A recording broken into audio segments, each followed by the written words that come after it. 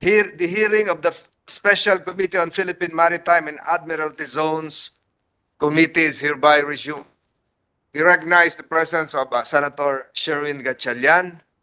We likewise recognize the presence here of Secretary Enrique Manal of Department of Foreign Affairs, as well as other personalities. May we ask the committee secretary to acknowledge the presence of our resource persons and guests. Go ahead. Yes, Mr. Chairman. Mapagpalang umaga po sa ating lahat. From the Office of the National Security Council, representing General Anyo is Deputy Director General Nestor Jerico. Good morning, Mr. Chair. Good morning, everyone. Together with Honorable Secretary Manalo of the DFA, we also have Undersecretary Eduardo Jose de Vega. We have ASEC Adrian Bernie Candolada, Deputy Assistant Secretary Maria Elena Christine Maningat,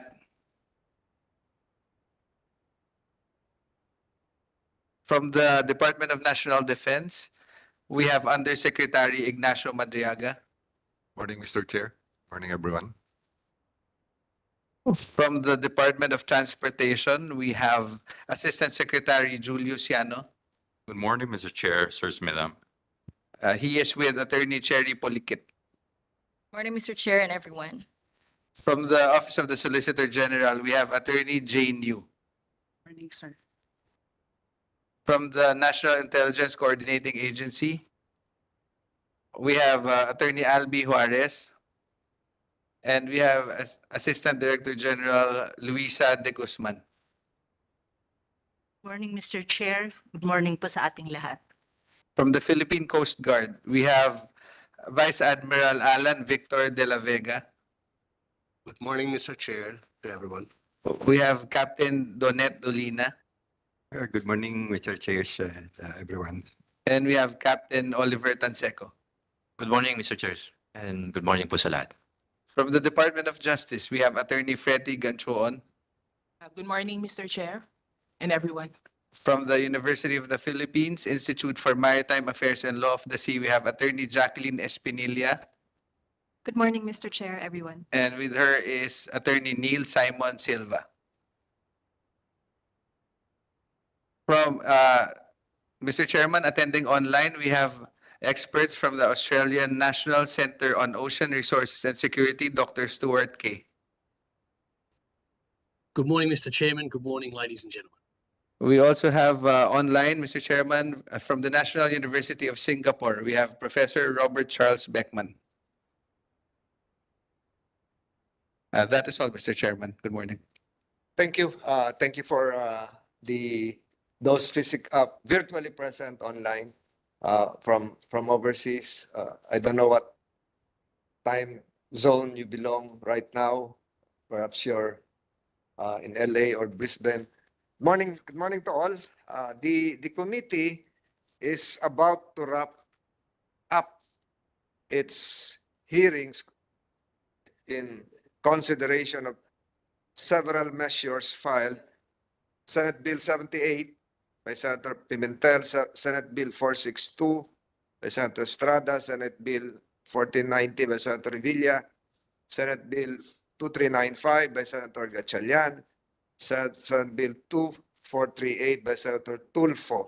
The committee is likewise aware and takes legislative notice of the recent passage on third reading by the House of Representatives of House Bill 9034, an act establishing the archipelagic sea lanes in the Philippine archipelagic waters, etc., etc. May we know from Senator Gatchalian if he has an introductory statement, considering the chair is aware of this, considering that his measure is the only measure with exact sea lanes designated, very similar to the ones adopted by the House of Representatives. Sea Lane 1, Philippine Sea, Balintang Channel, West Philippine Sea, Sea Lane 2, West Philippine Sea, Mindoro Strait, Puyo East Pass, Sulu Sea, Cebuto Passage, and Sea Lane 3, Celebes Sea, Basilan Strait, Sulu Sea, nasa Buta Channel, Balaklak Strait, West Philippine Sea. Senator Gatchalian, do you have an introductory statement? Thank you, Mr. Chairman, for hearing this proposed measure and the other measures on the agenda. Well, Mr. Chairman, I filed this measure in order to strengthen our position, especially under the arbitral ruling that was promulgated a few years back. And as we all know what's happening in the West Philippine Sea, this is one of the measures that can strengthen our position, as well as send a message to the entire world that we are very serious in asserting our rights within our jurisdiction and within under UNCLOS. And this measure seeks to establish our archipelagic sea lanes that will guide ships that will enter our territory in our jurisdiction. And this will also guide our policymakers in launching the necessary rules and regulation and the necessary implementing guidelines in order to make this clear to everyone. So, Mr. Chairman, I would like to thank this committee for hearing this proposed measure. However, I don't claim to be an expert in international law as well as maritime law. So there are concepts here that I would like to seek clarification and seek opinion from our experts, including what you have mentioned earlier, specifically on the coordinates that we put in law. Is this a prudent proposal that to put all of these coordinates in law rather than authorizing the president or authorizing the executive to come up with exact coordinates? So we want to seek the opinion of our experts whether these coordinates will be wise to write it in law. There are other concepts that I want to hear our experts, and I will just promote. I will just inquire later on as we go through the hearing. Thank you, Mr. Chairman. Thank you, Senator Gatchalian. Secretary Manalo, I understand you have an introductory statement, and I understand that you have an important meeting likewise to attend to. You have the floor. Thank you very much, Mr. Chair. I'd just like to deliver some brief remarks. Honorable Senator Francis Tolentino, Chair of the Special Committee on Philippine Maritime and Admiralty Zones, Senator Gatchalian, honorable members of the committee, my colleagues in government, good morning. It is again an honor for me to address the committee and to contribute towards legislation that brings our archipelagic house in order, aligns it with UNCLOS, and a rules-based international order. A rules-based international order is essential to foster peace, progress, and development. In fact, I just returned from the Non-Aligned Movement Summit in Uganda, where we expressed the Philippines' commitment not only to advance the interests of the developing countries, but also to enhance NAM's role in maintaining global peace and security and sustaining credible multilateralism. We thank the Honorable Senator and the committee for inviting DFA to discuss the Archipelagic Sea Lanes Law. We welcome the House of Representatives' approval on the third reading of its version of the ASL back in December, and we're optimistic that the Senate too is making great progress in its deliberations, and we hope to contribute to those deliberations today under the leadership of the committee chair. We look forward to the passage of an ASL law within the near future. It would be a testament to our commitment to fulfill treaty obligations under UNCLOS and our commitment to a system of maritime governance based on established regulations. Indeed, the implementation of ASL legislation has significant ramifications for our national security, diplomacy, and practical issues, which is one of the, for the Philippines especially, which is one of the largest archipelagic nations. We recall that member agencies of the National Task Force on the West Philippine Sea have established a unified position on three key issues regarding the proposed ASL legislation. We will defer, of course, to our distinguished resource persons from the National Security Council, but I would just like to deliver three important issues from the DFA's perspective. First, we agreed to limit the number of ASLs to 3, with the geographic coordinates removed and the general description of the lanes retained. Secondly, we have agreed to propose a version where the President would be authorized to designate ASLs in order to allow flexibility in case of clear and compelling circumstances, such as situations where there are justifications for using other designations, such as national security risks or environmental concerns or catastrophes. Lastly, we agreed to advocate for the parallel approach in pursuing both the domestic legislation of ASLs and the designation process prescribed by the International Maritime Organization, taking cognizance that both processes may take time but can be undertaken simultaneously and independently, and given that the consultations to be conducted involve internal and external stakeholders. Honorable Senator, members of the committee, I wish again to reaffirm that DFA is ready to actively participate in the proceedings. Once enacted, the law establishing the ASLs will enable the Philippine government to fund the activities and measures necessary to enforce Philippine laws and to monitor foreign vessels and aircraft passing through the Philippines, through the archipelagic sea lanes. Thank you. Thank you, Secretary Manalo. May we know from the committee secretary if you have a representative here coming from the International Maritime Organization? Chairman, we don't, but we sent an invitation. Unfortunately, we did not receive a reply, sir. Invitation sent to Via the DFA, sir. sent where? Yes, sir. Perhaps we can, if the committee can send directly to the IMO offices in London, that would be a redundancy that should be done. But anyway, even without IMO, we can proceed. Some administrative matters. Prior to ending the last hearing, I think this was last year, October 12, 2023, I recall that this chair issued some administrative assignments to some of the agencies involved, and will probably be requesting the agencies involved just to reiterate, because I cannot recollect having received replies. One from the Department of Justice. The chair requested the DOJ to collate the 19 rules of Indonesia and its convergence with Philippine territory and distinguish it.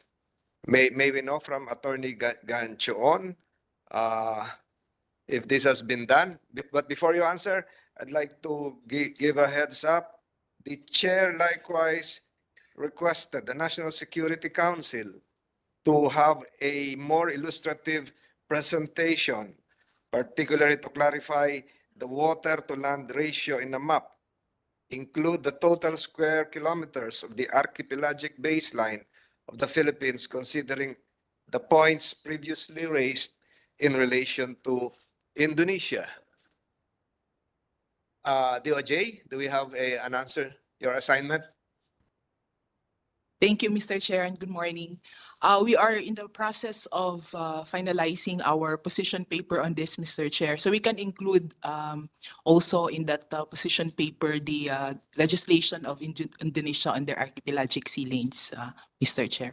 So we have not yet submitted, I apologize, Mr. Chair, but we can include this in the draft that we have already of our position paper. Because Mr. it Chair. will really guide the committee in approaching all of the issues concerned, considering that Indonesia is just the only archipelagic country with a sea lane, coming from the group of 22 countries to include the Philippines.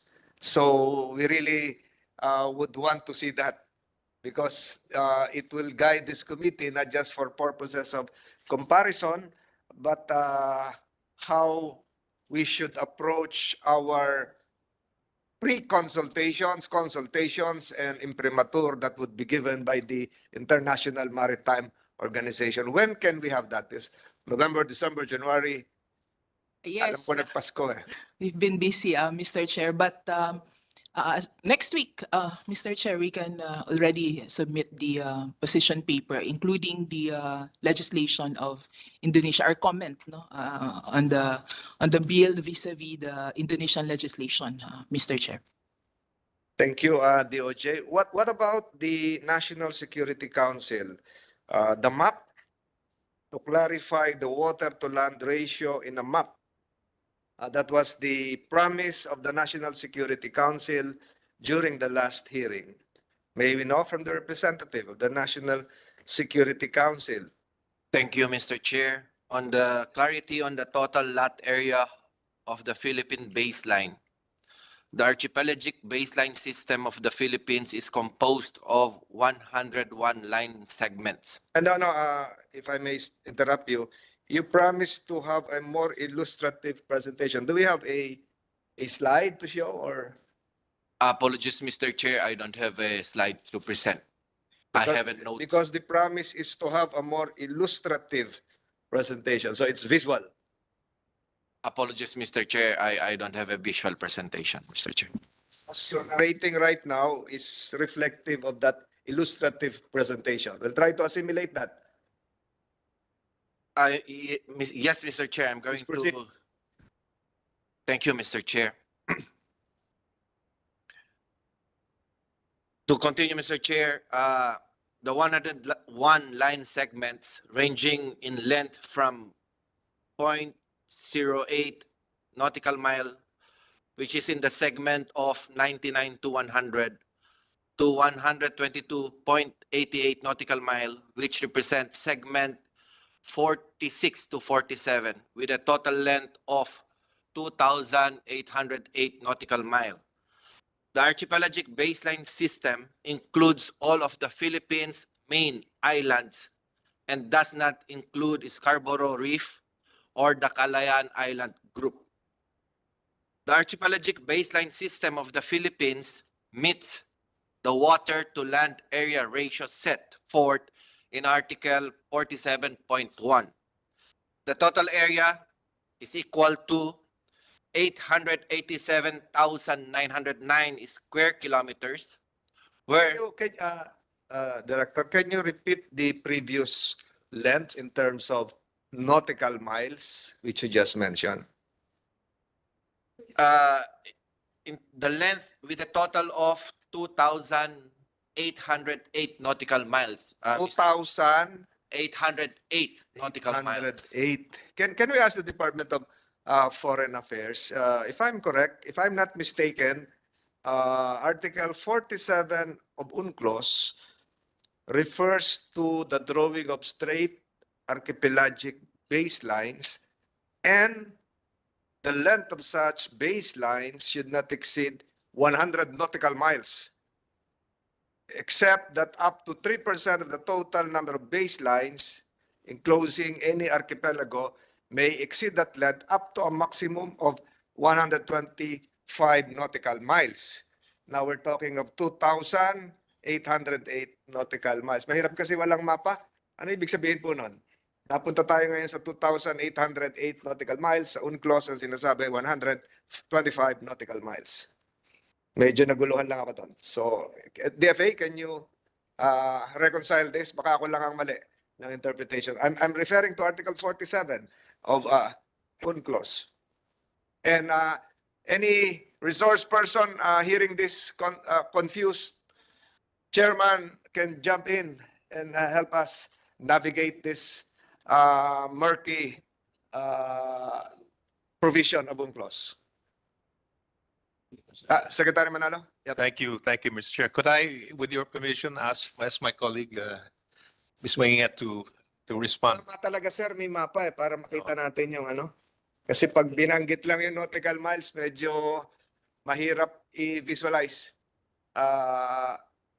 Mrs. Maningat, with the permission of the DG. Go ahead. Sorry, sir, I wasn't able to catch what was the statement of DDG Jericho, but my understanding is our baselines are fully compliant with Article 47, Section 2 of Sabi siyang 2,808. Yung sinasabi ko, the length of baseline shall not Yes, exceed 125 nautical miles. So ngayon, which is which? Mr. Chairman, I'm happy to assist if that would help. Yes, Professor. Mr. Chairman, the Philippines baselines are entirely compliant, and indeed the methodology in Article 47 was drafted very much with the Philippines in mind as one of the leading archipelagic states negotiating at the time. The length requirements are set for each individual baseline segment. The DDG has aggregated the total length of the Philippines baselines, but each segment can be no longer than 100 nautical miles individually, with the exception for up to 125 nautical miles. That was explicitly included in the convention, largely for the benefit of Indonesia and the Philippines, because the longest baseline that the Philippines was projected to have was going to be across the Gulf of Moro at just over 120 nautical miles, which the DGG is referred to with a little more accuracy than me. So the Philippines baselines are entirely compliant with Article 47 in all respects. So, Professor, the 125 nautical miles would be referring to a DDG. Yan ang mahirap pag walang mapa. Apologies, Mr. Chair. So, how do you explain that? Distance between? Go ahead, Yes, go ahead, go ahead. yes, Mr. Chair, consistent with Article 47.2 of the Law of the Sea Convention, 3 baseline segment, which is 11 to 12, 46 to 47, and 82 to 83, which comprise 2.97% of the total number of segments, exceed 100 nautical miles in length. None of the segments exceed the 125 nautical miles. We have 2.97. The maximum is supposed to be 3%, right? Aye, Mr. Chair. So perhaps to really aid this committee, please submit your promise illustrative map, which you promised last October last year, para hindi tayo maguluhan. Yung mapa yung pangako nyo, hindi nyo nabigay eh. Di ba? I think if you can look at the TSN, baka ikaw din yon. Yes, Mr. Chair. So you were under oath then. You're still under oath now. Yes, Mr. Chair. When can we expect that? We will expedite it, Mr. Chair. O sana gawin na natin para matapos natin to. Minamadali natin to. Tapos kayo yung nagpapatagal. Di ba?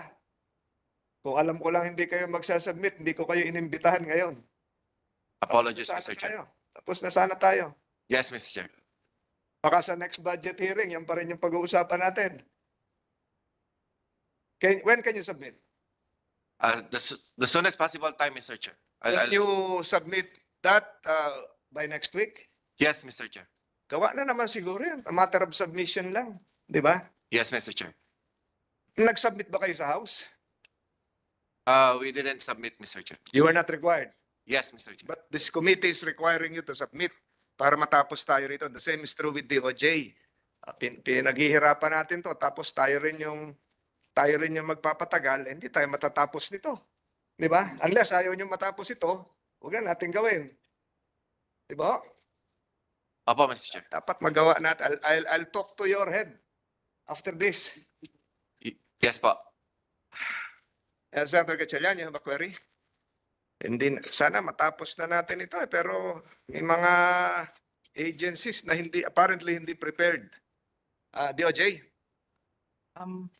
Thank you, Mr. Chair. Just to help also, Mr. Chair, with the visualization of our archipelagic baselines pending the submission of the map that you have requested, Mr. Chair.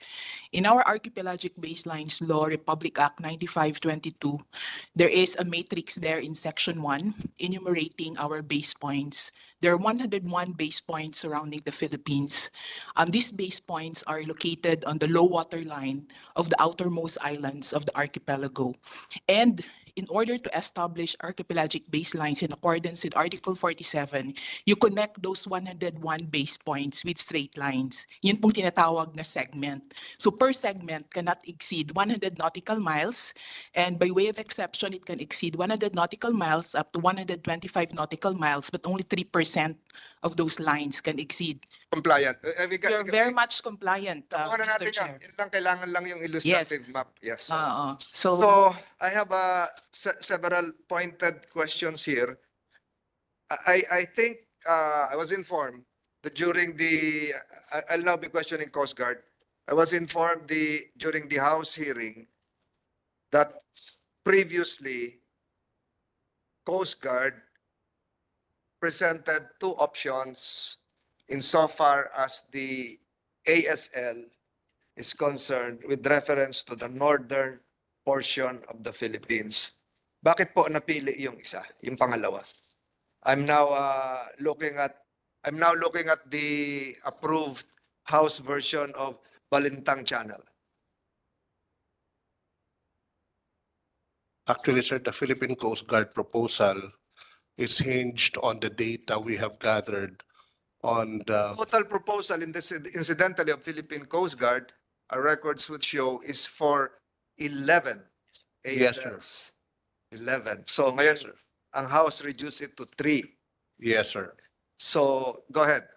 I just want to say that the proposal of the Philippine Coast Guard is hinged on the provision of the own clause of identifying the traditional and normal routes used by international shipping. So those proposals were based on data of ship passages that we have recorded through the years. If this committee will ask you, can you provide concrete, specific data that the Balintang Channel is more used than the Bashi Channel? I am now referring to international vessels coming from the West Pacific Ocean going to the West Philippine Sea. Can you provide data? Because my records would show and my personal research would indicate that the Bashi Channel is widely used than the Balintang Channel. So you mentioned tradition. Can you provide data or?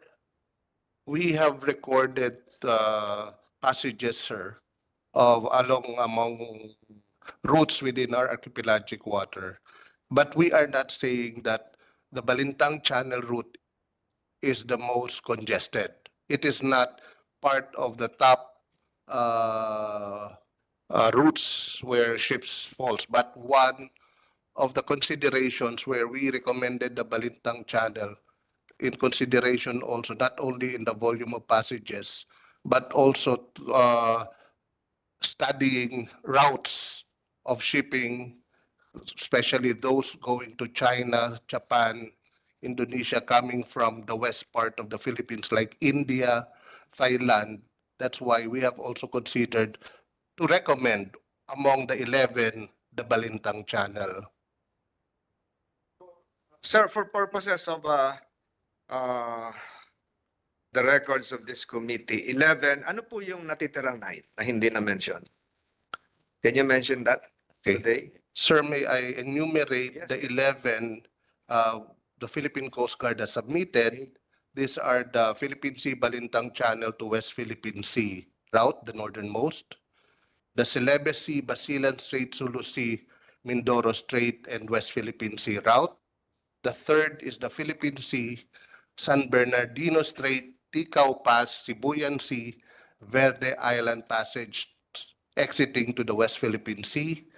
The number 4 is from the Philippine Sea, again San Bernardino Strait, Ticao Pass, Sibuyan Sea, Tablas Strait, Mindoro Strait, exiting to the West Philippine Sea.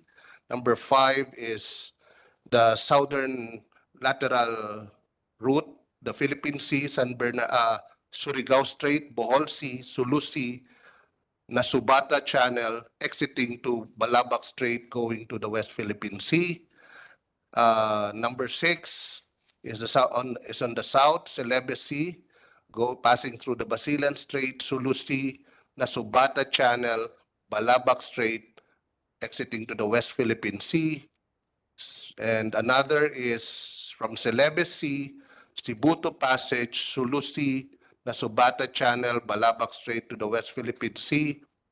And on the opposite, going to the opposite side from Celebes Sea to Cebuto Passage to Sulu Sea, Bohol Sea, Surigao Strait, exiting to the east side of the Philippine Sea. Then the Philippine Sea, Babuyan Channel, WPS, and Mindanao Sea, Sarangani Strait, and Mindanao Sea. Those were the 11 passages that were recommended by the Philippine Coast Guard. So for purposes of Northern Luzon, it would appear that you recommended just one. And my original question would point to the comparison between Bashi Channel and Balintang Channel.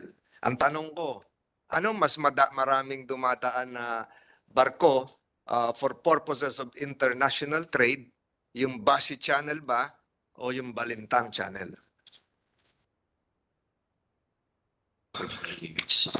Mr. Chair, we'll double check on your inquiries to give you a more precise and accurate answer to this, because our recommendations are based on data, sir. Pero the records of IMO, Professor, you're still around? Can you give us a short description of how busy the Bashi Channel is in terms of international trade being utilized by commercial vessels? Any one of our Professor Beckman or Professor Kay can jump in? Mr. Chairman, it's my understanding that both waterways are used, and passage through them can be mapped using AIS data, which I'm sure the Coast Guard are referring to when they refer to the data that they have in their possession. And that would indicate whether vessels were making use of the channels. One important thing to note, though, is the Law of the Sea Convention allows for the designation of all routes that are used, but you don't have to if there are routes of similar convenience. And since the Bashi Channel and the Balintang Channel are quite close together, relatively speaking, it may not make a significant difference if a vessel took one or the other. And so designation of all of them may not actually be necessary. But this is something that would come out of the process with IMO that the Secretary for Foreign Affairs referred to in his opening remarks.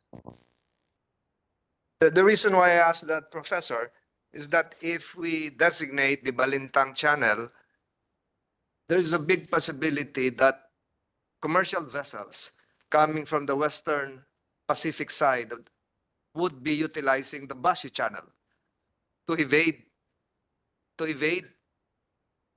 regulation coming from law enforcement authorities of the Philippines. Am I correct? Fortunately, not, Mr. Chairman. Whether a vessel is under archipelagic sea lanes passage, as it would be in a designated lane, or whether it was navigating through the territorial sea or archipelagic waters of the Philippines outside of a lane, it would still be subject to most of the regulation that the Coast Guard would be looking to implement. Certainly matters such as fisheries, pollution, smuggling, and these things would be covered whether the vessel was under innocent passage, as it would be outside of a lane, or whether it was in an archipelagic sea lane subject to archipelagic sea lanes passage. So either way, there would be good reason to believe the Philippines could regulate and the Coast Guard could fulfill the functions that it would be seeking to fulfill. Thank you. So with or without the designation of an ASL, Coast Guard, they're duty bound to protect the territorial sea enforce Philippine laws in terms of immigration, uh, sanitation, etc., etc. Is that the correct interpretation of this? But with more emphasis, of course, on what will be designated as the ASL. Yeah. Look, the situation with respect to the matters you've referred to, fiscal, immigration, sanitary, customs matters, are equally applicable in the territorial sea under innocent passage or in archipelagic waters under innocent passage, or for archipelagic sea lanes passage. So whether a vessel is in a lane or not, if they were breaching the Philippines' fiscal, immigration, sanitary or customs laws, the Coast Guard could take appropriate action against them. Coast Guard, you're raising your hand. Sir, based on inputs from my staff and upon looking at the chart, it seems that the Basi Channel, that's why it was not included by the Philippine Coast Guard in its proposal, considering that the topmost point of our baseline is in Amianan Island, the Basi Channel is already outside of the archipelagic What is waters the of the topmost Philippines. point? Amianan Island, sir, somewhere in Amianan Island. No, the topmost point is Yami. The other name for Yami is Mavulis. Yes, sir. We're talking of the same island, sir. We're talking of the same island, sir. So 12 nautical miles off the coastline of the baseline of Mabulis, that's still part of the territorial sea. Yes, sir. Mabulis will have its contiguous zone. Yes, sir. Mabulis And will it's have its EEZ. own exclusive economic zone, Yes, sir. We agree, sir. 200 nautical miles. Yes, sir. So if my projection and computation is correct, Basi Channel would the busiest point of Basi Channel from Mabulis would be 70 miles, not nautical miles, 70 miles. I'm Yes. referring to land miles, which is just more than 5,000 feet. Yes, sir. Am I correct? Yes, sir. But it's the humble opinion of the Philippine Coast Guard that we can only designate archipelagic sea lanes within our archipelagic water, which are inwards from the baseline of the Philippines. Okay. Yes, So sir. what do we do now with our territorial sea off Mabulis? We will continue to exercise sovereignty in our territorial sea and sovereign rights towards the exclusive economic zone, sir. But Liwanagin ko na to. Kaya ako interesado dyan kasi yung sinasabi kong point ay malapit na sa Taiwan. Pero kung gagawin nyo yung research ninyo, mas maraming dumadaan sa Bashi kaysa doon sa Balintang. Doon talaga dumadaan sa Bashi. Hindi ko alam kung saan nyo nakuha yung data na mas marami sa Balintang. At kaya ko rin tinanong yan, pag na-designate natin si Balintang, ay baka talagang lalong sa Bashi na sila dumaan. Di ba? You yes, don't have a presence in that area. Baka meron kayong konti sa Itbayat. Pero yes, sir. doon sa Mabulis, zero. Zero po sa Mabulis. Only a lighthouse is present there, sir. And you're even wrong. We now have a Philippine Navy. We now have a Philippine Navy headquarters in Mabulis. I inaugurated that. Yes, sir. And funded, I think, by the I Fed. inaugurated that. I was there.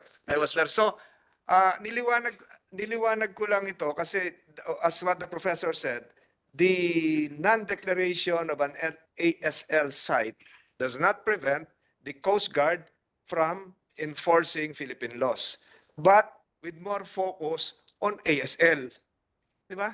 Ganun ang mangyayari dito. So, doon sa 11 ninyo, ang dami nag-overlap yung Celebes, naiba lang yung Surigao and Bohol. In-enumerate mo kanina.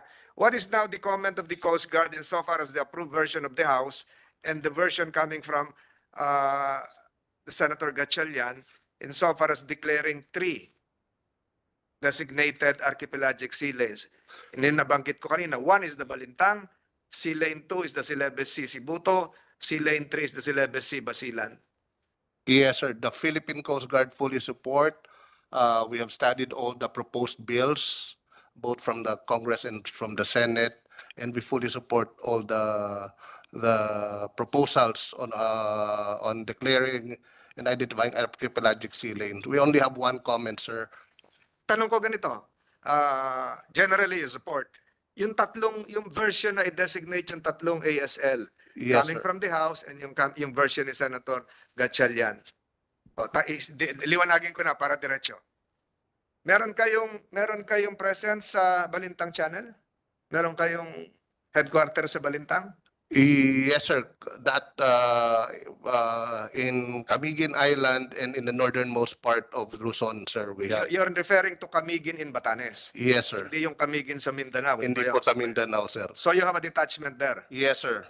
You have a port, you have facilities. Yes, sir. Up Okay. to Basco, Batanes, Okay. sir. What about Sea Lane 2? Silebe, Sibuto, Sulusi, Cuyo, Mindoro Strait. Yes, sir. We are present in that area, sir. Present in that area. Mahaba ito ha. Silebes to Mindoro Strait. Yes, sir. Present kayo doon. What Yes, about sir. Sea Lane 3? Silebes, Basilan, Sulu, Nasubata, and Balabac. We have presence there, sir, but not entirely the entire route. But this is the subject of developments of our monitoring and radar station projects, sir. So, partial presence in Sea Lane 3. Yes, sir. Specifically, saan kayo sa Sea Lane 3?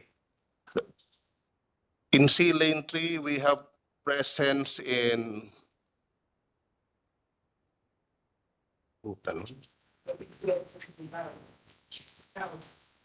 The reason why I'm saying this, Admiral, is this. For purposes of policy decisions, for purposes of human resources, and other fiscal and budgetary requirements, if we approve this version, the Senator Gatchalian and House version, the suggestion of this committee is that you refocus and realign your resources to these three designated sea lanes. Kailangan nandun yung headquarters nyo, nandun yung barko nyo, nandun yung tao ninyo na mahigit, ilan na ba ngayon? 80,000, 30,000 pa lang, sir. 30,000 and about to recruit 5,000 more. Di ba dapat dito nakafocus? Kung hindi, wala rin tao. Di ba? Baka ang tao mo, how many personnel? Ba't tinanong, maririnig ng iba. Sa Sea Lane 3, baka tatatlo lang yung tao natin, o may rubber boat lang. Hindi pwede yun. Di ba? So, with the approval of this, the next step coming from the Coast Guard would be to make some policy decisions concomitant with this approved legislation, which we will pass without sacrificing the other areas, including portions near the Basi, portions near Surigao, etc., etc. Di ba tapa ho ganon? We Kaya totally agree, sir. dito yung Yan. Department of Transportation. So, pag Yes, sir. kakatay nyo ng budget nyo, allocation of resources, nakafocus kayo rito. Yes, sir. Actually, sir, those three proposals by the good Senator Gatchalian, sir, were part of the 11 proposal of the Coast Guard. And those identified traditional routes of navigation is part already of development of the PCG's modernization plan. So kasama na po yan sa plan, while others have not yet been executed, sir, but it is already in the plan that we have to have the presence in those critical sea lines of communication, sir. So, what would perhaps happen, I'm not jumping the gun on your administrative functions, would be to refocus and realign some of the resources in this designated ASLs in the near future. Yes, sir. In the near future. Otherwise, this will remain as mere parts of the legislation that would be hard to implement. Thank you. Senator Gatchalian, you have questions? Thank you, Mr. Chairman. Mr. Chairman, I'm reading the summary from the last hearing. Just some basic questions, and I want to direct this to the DFA, Secretary Manalo. Very basic, how can this law help improve or help assist in the assertion of our rights and sovereignty in light of the arbitral ruling?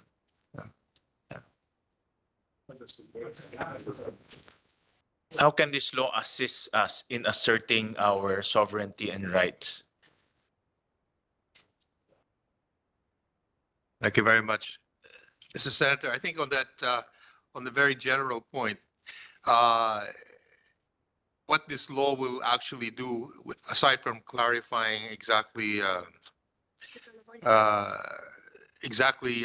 how we can, it would actually enable us to better implement the arbitral award by identifying more clearly the specific areas that we would consider to be lying within our sovereign rights. And I think, and we would have a stronger basis. Let's say, if any, for any incident, we would have specific, we'd have a specific law, for example, through the archipelagic sea lanes, to help us further make a case that these, if there's any kind of infraction, this is definitely going against our sovereign rights because of this existence of this law. And then if we get the maritime zones law and the archipelagic sea lanes law, plus the arbitral award, plus UNCLOS, we would have a much stronger legal basis to defend and to actually assert our sovereign rights, especially in the EEZ, exclusive zone. And I think all of these put together will further strengthen our commitment to international law, and I think we will get more support from the international community, those countries who are definitely committed to maintaining and honoring the international law, especially maritime law. So this will essentially give us further basis to assert our rights in so many words. Just a follow-up question, Mr. Chairman, also basic question, so that our constituents will understand. I've been following the issue, and there's a lot of talk about enforcement, and the complication of enforcing the ruling, enforcing UNCLOS. And my concern is, even though we enact this law, will there be complications in terms of enforcement? And what are those complications? And how do we correct, if it's possible to correct or strengthen our enforcement of this law? So I remember before, and there was a lot of talk about how do we enforce, especially outside of our territorial waters, when we cross our exclusive economic zone and the other areas. How do we enforce? Will this improve enforcement? And then how do we, assuming we pass this law, how do we enforce this law? What are the mechanisms that we can employ to enforce this law? Thank you, Mr. Senator. Of course, that is a big challenge, but if I could just give my personal view on how this could best, if these laws are enacted, for example, the Archipelagic Sea Lanes Law, and it has the blessing of the IMO, for example. Then we have our own maritime zone law, we have the arbitral award, and of course we have UNCLOS. That would give us a basis to, let's say, institute measures to enforce our law. Because what I'm saying is, I think the laws itself will not guarantee the enforcement. But if we were to, for example, strengthen our maritime assets, for example, in enforcing the law, for example, the Coast Guard, the PCG, the BFAR, we would have a very strong basis now, stronger basis, to assert that what our enforcement agencies are doing lie well within our rights as given by the laws that we have passed. For example, the Archipelagic Sea Lanes Law, the Maritime Zones Law, and then the Arbitral Award. So that will give us so if our Coast Guard or our other agencies who are involved with enforcing or protecting our sovereignty, if they undertake any measures, we would have a very strong argument to say this is not arbitrary, this is based on law. I think, in my view, that's how it would work. But naturally, we would have to strengthen our capability to enforce whatever new laws we have as well as existing laws. So I think we have to go hand in hand with that. And for example, the DFA, we could make a much stronger case to the international community that if there are any incidents there which are challenged by another country but are in accordance with our laws, especially the national maritime zones law as well as the archipelagic sea lanes, I think we would have also a much stronger basis for an argument and hopefully more support.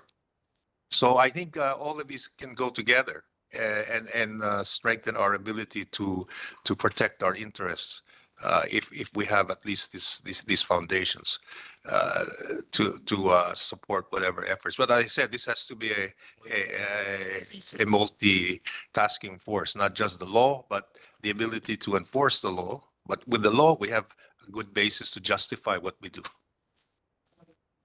I think you wanted to, Chair, with the permission of Chairman. Yusek Madriaga of the National Defense.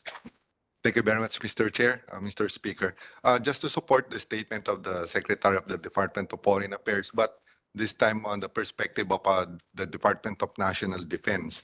And allow me to read this script, sir. Sir, we note Before that... you proceed, we'd like to, we're now allowing Secretary Manalo to leave the hall. He has an important activity to attend to. Thank you for your attendance, Secretary Manalo. Thank you. Thank you, sir. Once again, and this perspective, we note that without the designation of the archipelagic sea lanes and the prescription of protective measures, powerful states would necessarily have the advantage of defining the right of passage in their own terms. A classic example of this, sir, is the Cebu to Passage incident in 2019, wherein a Chinese military vessel entered our archipelagic waters and loitered in the Sulu Sea.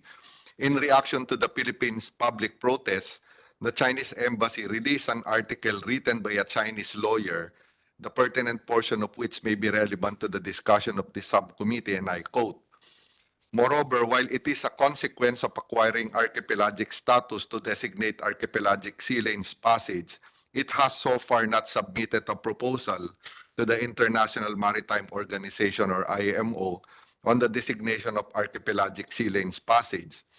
According to Article 53, Paragraph 12, if an archipelagic state does not designate sea lanes or air routes, the right of archipelagic sea lanes passage may be exercised through the routes normally used for international navigation. The Cebu to Passage is a deep channel about 18 miles wide connecting the Sulu Sea with the Sulawesi Sea. It is one of the 8 most important strait lying wholly within Philippine archipelagic water. It is an important transit route, international trade between Pacific and the Indian Ocean with an amount of around 15,000 annual ship passage. Thus, the Cebu to Passage is a route normally used for international navigation that all the vessel can sail through as an archipelagic sea lane passage, including the Chinese warship. Some also accuse China of being double standard since it requires a foreign vessel to have prior authorization in its territorial sea. But the accusation makes no sense. China does not require foreign warship to apply for passage in its territorial sea, according to the 1992 Law of Territorial Sea and Contiguous Zone. It did not notify the Philippine government simply because there is no requirement from the government. The DND maintains that the passage of the Chinese warship in 2019 is illegal and non-innocent. However, we simply wish to demonstrate that in this time of coercion and uncertainty, remaining ambiguous on passage of foreign vessel in archipelagic water is not favorable to our national security." So, unquote. With the permission of Senator Gatchalian, I think Professor Beckman is raising his hand. Professor? Yeah, good morning, everybody, and thank you for inviting me. I'd just like to make a couple of points because I cannot stay the whole morning.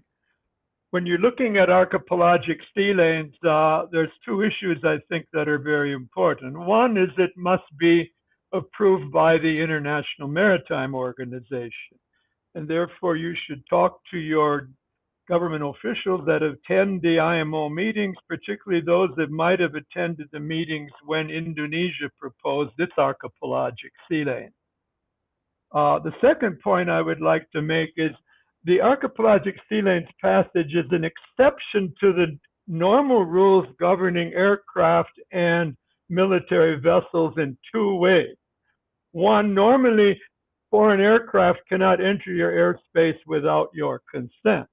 But if it's an archipelagic sea lane, the foreign military aircraft can pass through your archipelago.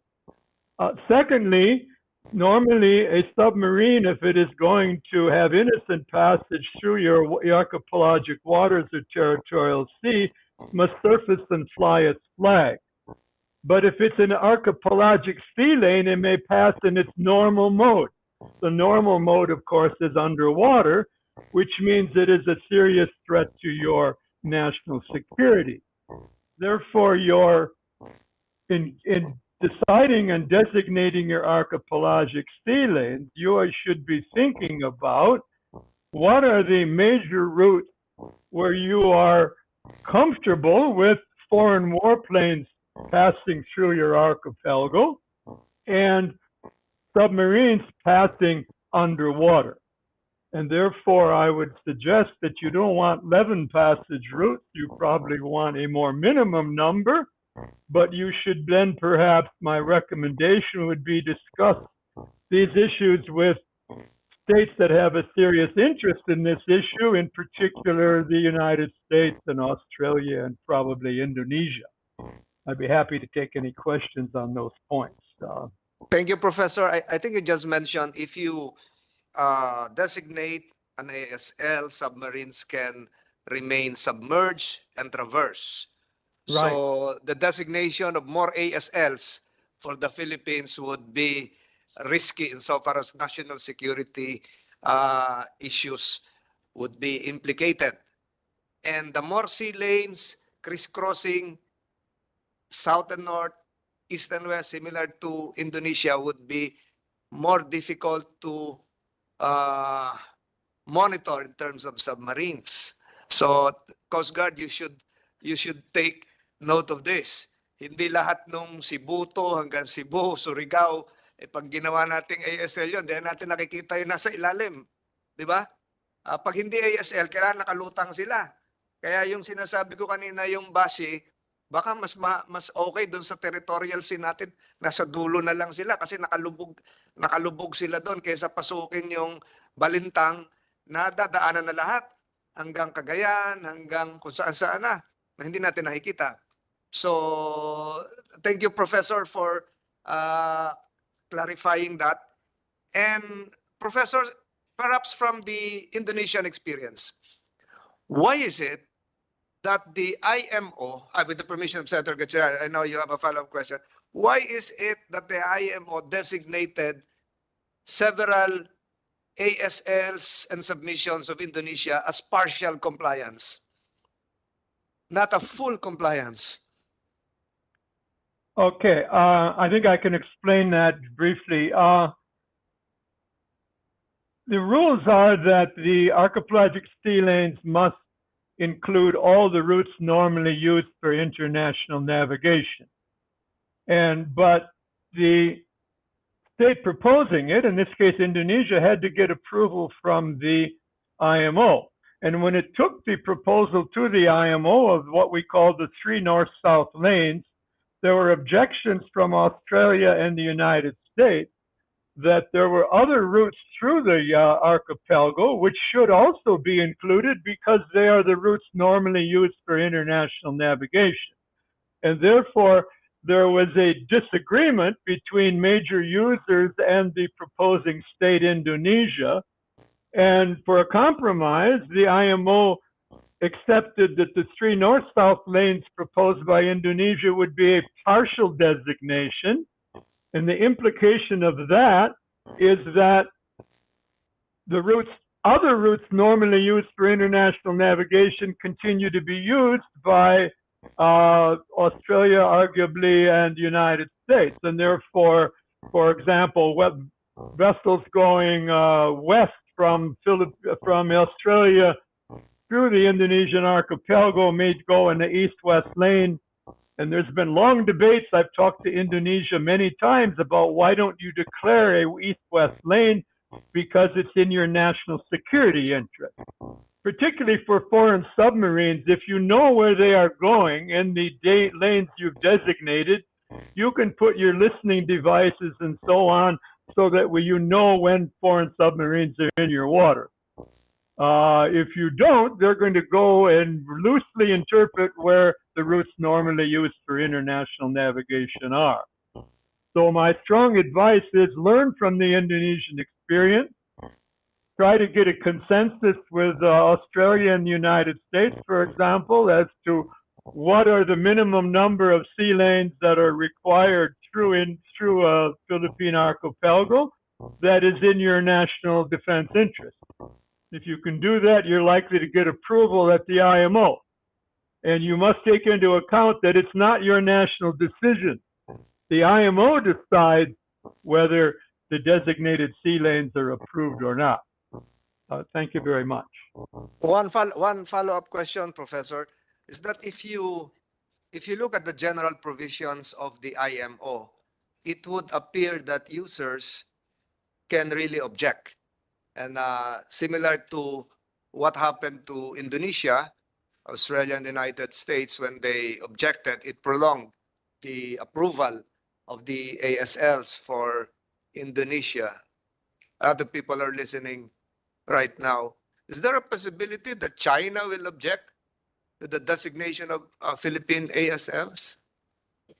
Well, I'm not sure of how the IMO, whether they actually take a majority vote or how these decisions are decided. But I think that if I were the Philippines, I would first talk to Australia and the United States to try to get a consensus as to where the major sea lanes are. And it might be in your interest to also touch base with the Chinese on this issue. Because to me, the major threat to your security might be Chinese submarines going through your waters. And it's certainly in your interest to know where those submarines are. So if you can get a consensus as to where the archipelagic sea lanes are going to be, I'm not sure that China as one state could block the IMO from making this decision. I think if I recall correctly, when Australia and US were the most vocal at proposing the partial designation, they then carried the majority in the committee. But that's why I suggest you also talk to the Filipinos who are at the IMO and are familiar with all the IMO rules, because your defense interests and your maritime interests are at stake here.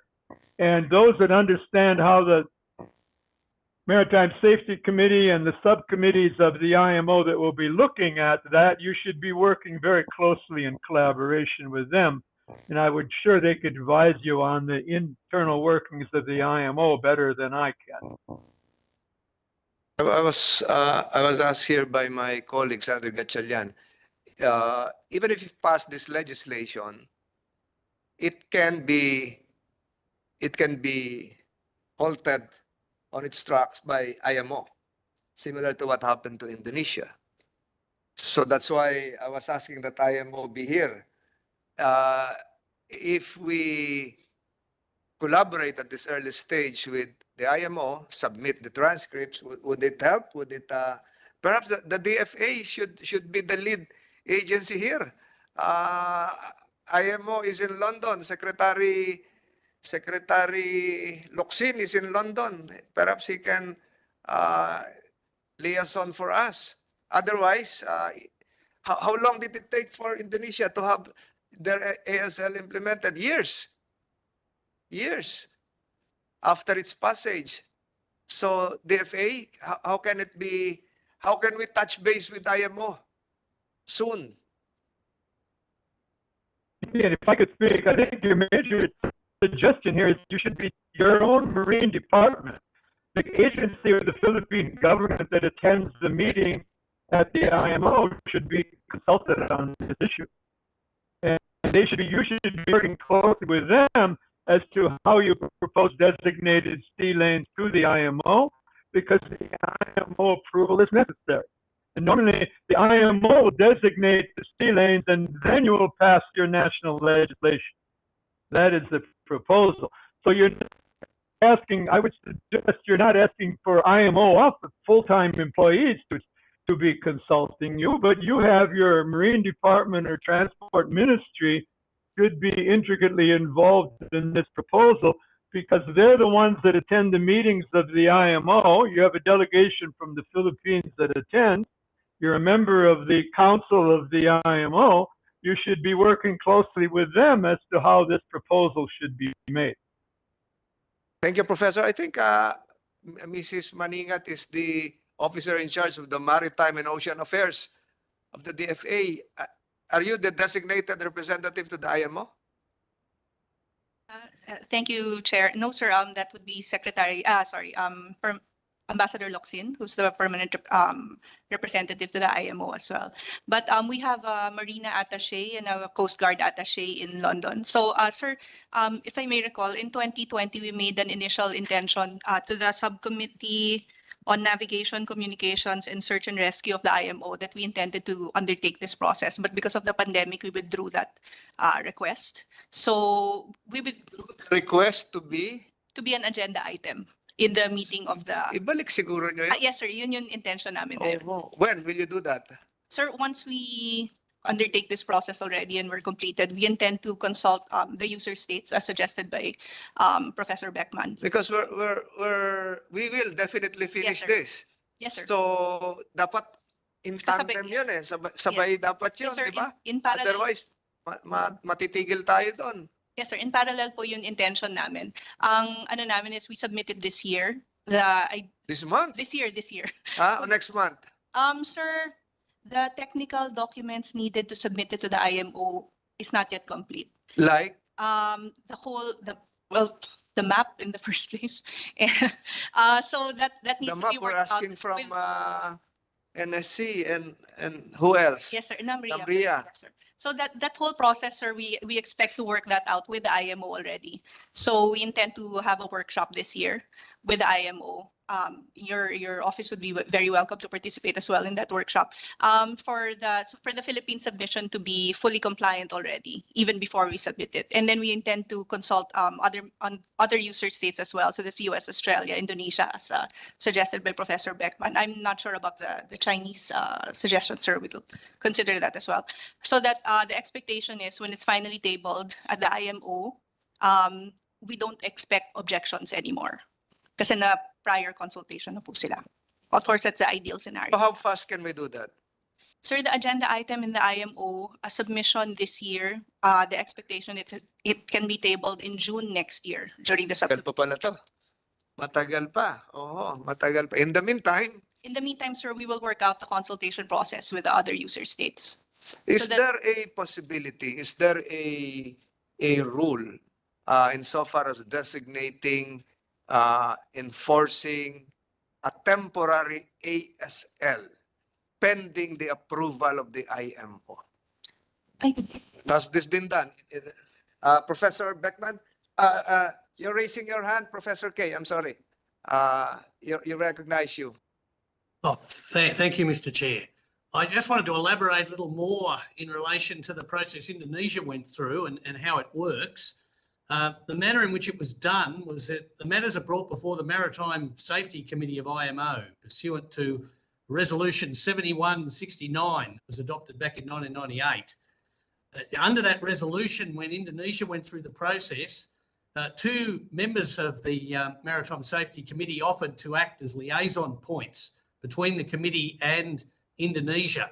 Those two states were Australia and the United States. And they negotiated directly with Indonesia with respect to the locations of the archipelagic sea lanes, the axis lines that were used to map them out. And that process was quite detailed, including various approaches to the adjustment of some of those lines to ensure that they reflected safe navigation. Once that was done and Australia and the United States were happy, they went back and made their recommendations to the IMO's Maritime Safety Committee, which in turn then adopted that as the IMO Safety Committee's, Maritime Safety Committee's position. Then that saw that the matter could be dealt with directly between the committee and Indonesia. The Indonesians passed their legislation, brought it into effect. The IMO's Maritime Safety Committee did the same. And 6 months to the day after both of those instruments entered into force, the archipelagic sea lanes then became effective as far as the international community were concerned. That process is not quick, but the Philippines would certainly have a faster process than Indonesia did, because it's clear what needs to be done and how it can be done.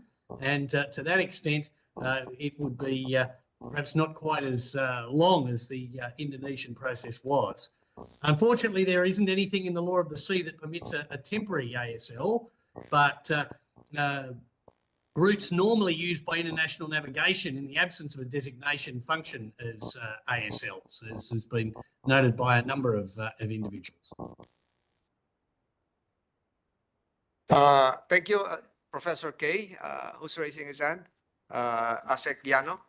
Thank you, Mr. Chair. This is in relation to what DFA mentioned a while ago. Yes, Mr. Chair. Firstly, Mr. Chair, thank you for the invitation. This is actually the first time that the Department of Transportation is attending this important hearing. Mr. Chair, as mentioned earlier by Professor Beckman, the Philippines is a member of the IMO Council, Category C, and during the previous assembly meeting in November to December, Mr. Chair, the Secretary of Transportation and myself were there at the IMO.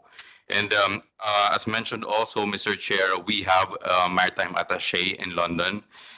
This is presently held by a marina official, Mr. Chair. And there's also a technical advisor assisting our maritime attaché. And this is an officer from the Philippine Coast Guard. In any case, Mr. Chair, the Department of Transportation, together with its attached agencies, is pleased to extend assistance so that we will be successful at our efforts regarding archipelagic sea lanes. Thank you, Mr. Chair. But just the same, our point man, insofar as IMO is concerned, is Ambassador Locsin. Can we invite Ambassador Locsin the next hearing para matapos na to? Kasi baka hindi siya aware na nagpo-progress na to. Anything to add, Yusek de la Vega? Yes, sir. Yes, patuloy pa yung tanong ni Senator Gatchalian. which I will add some more to the answers given to the Senator by the Secretary. You know, how does it strengthen our case? Well, strictly, this is not related to the same topics or the same issues in the Arbitral Award, which were Scarborough Shoal and, of course, the West Philippine Sea, the islands and rocks, in the features. However, UNCLOS mandates that an archipelagic state like the Philippines designate formally its archipelagic sea lanes passage. So we are strengthening UNCLOS.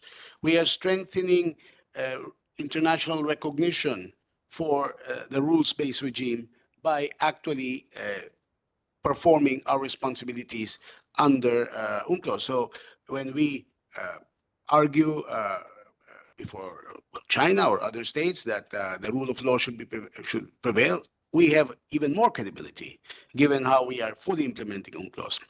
Now, on about whether China will object or the IMO will resist it. Well, one advantage where we could defend our sovereignty, and the DND was raising it, is that we are actually compelling other states, once it's approved by the IMO, to follow only the archipelagic sea lanes passage for foreign military vessels. Of course, foreign merchant vessels would have other rights to pass through essentially internal waters of the Philippines under other doctrines, such as the right of innocent passage. Pero military ships only through the archipelagic sea lanes passage. Now, anything is possible. Any state can object to it.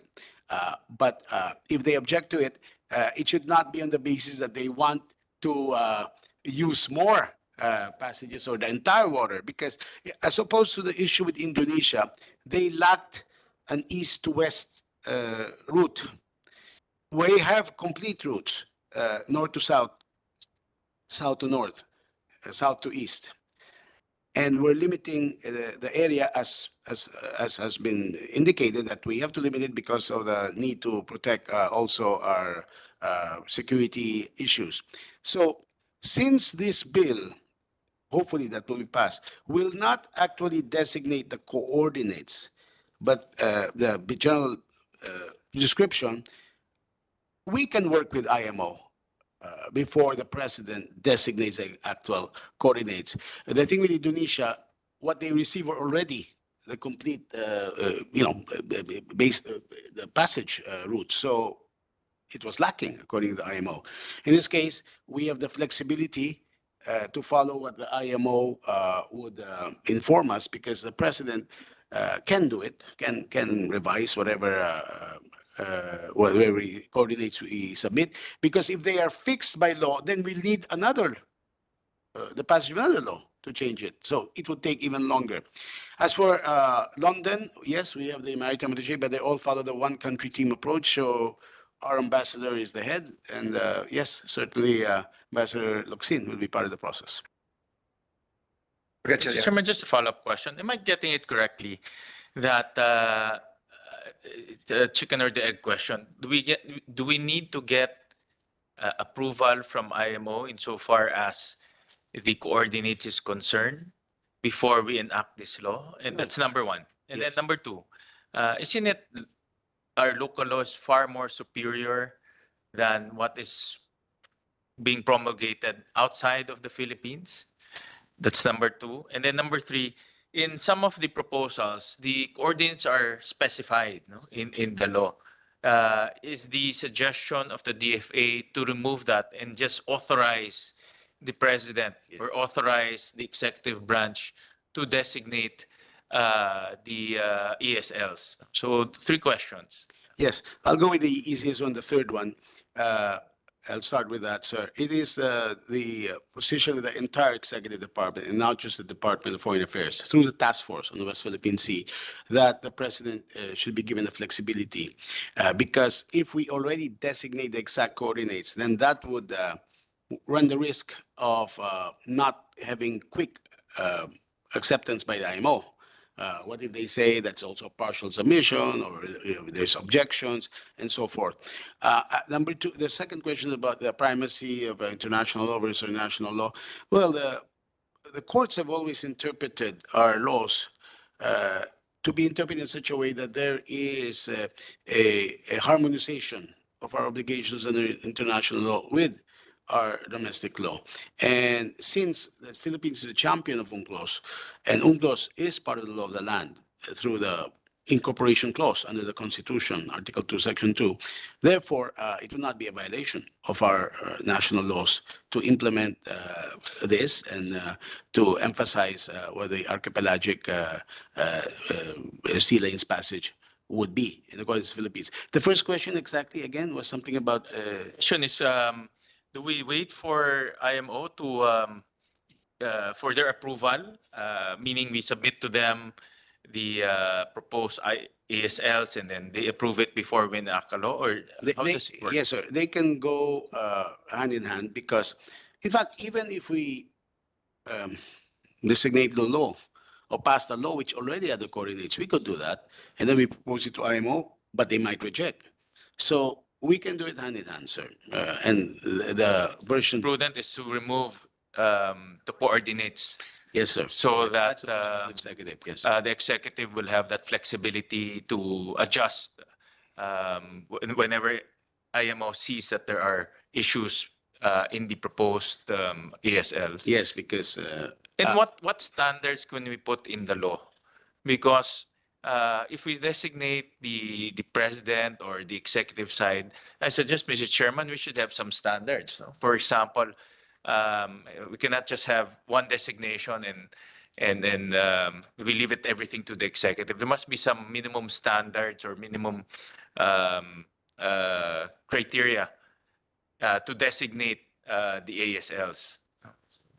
The characteristics are already in the law as in the bill. I'm sorry, in the text of the bill. The factors are already indicated in most of the versions of the bill. He will consider national interest, particularly sensitive sea areas, marine protected areas, key biodiversity areas, safety of navigation, and risk of pollution. So those are the standards that the president will have to follow in actually designating them. And of course, the IMO consultation process will have to be part of it for it to be officially recognized by the international community. Question to DND. Do I get it correct, Yusek Madriaga, that in the absence of this ASL law, the Archipelagic Sea Lanes Law, other countries are designating those lanes on our behalf. And because of that, it's to our detriment that they are the ones designating and using it against us to a certain extent. Is that what's happening in practice right now? Yes, sir. I would agree with your statement, sir. Without the designation of an archipelagic sea lanes, specifically for military aircraft and military foreign vessels, any foreign military vessels and aircraft can just pass through our internal waters or our archipelagic sea lanes, and they can have the excuse, just what the Chinese have said, that there are no designated sea lanes for us to pass, so they can enter any of our internal waters, like in San Bernardino Strait and the Surigao Strait, and they can have that excuse that these are not designated as sea lanes. But if we designate as sea lanes, at least they would be obliged to follow that route and not loiter anywhere, wherever they want within our archipelagic sea lanes. But for commercial vessel, it's a different thing. They can pass to the established commercial international route, and they can invoke the innocent passage for commercial vessels. At least for a innocent passage, the Philippines has the authority to suspend that privilege for other vessels to pass through the innocent passage. So it is very important for defense planning perspective to designate a sea lane so that we can regulate the routes where foreign military vessels and aircraft can pass through our archipelagic waters. The archipelagic waters meaning those waters facing landward from our established baselines. Follow-up question, Mr. Chairman. I just heard Professor Beckman, because apparently, and again, I'm not an expert in maritime law or international law, but I gathered from Professor Beckman that it's not also all positives, no? Coming up with ASL, meaning military vessels from adversarial states can also use that, particularly, for example, submarines. No? So what are the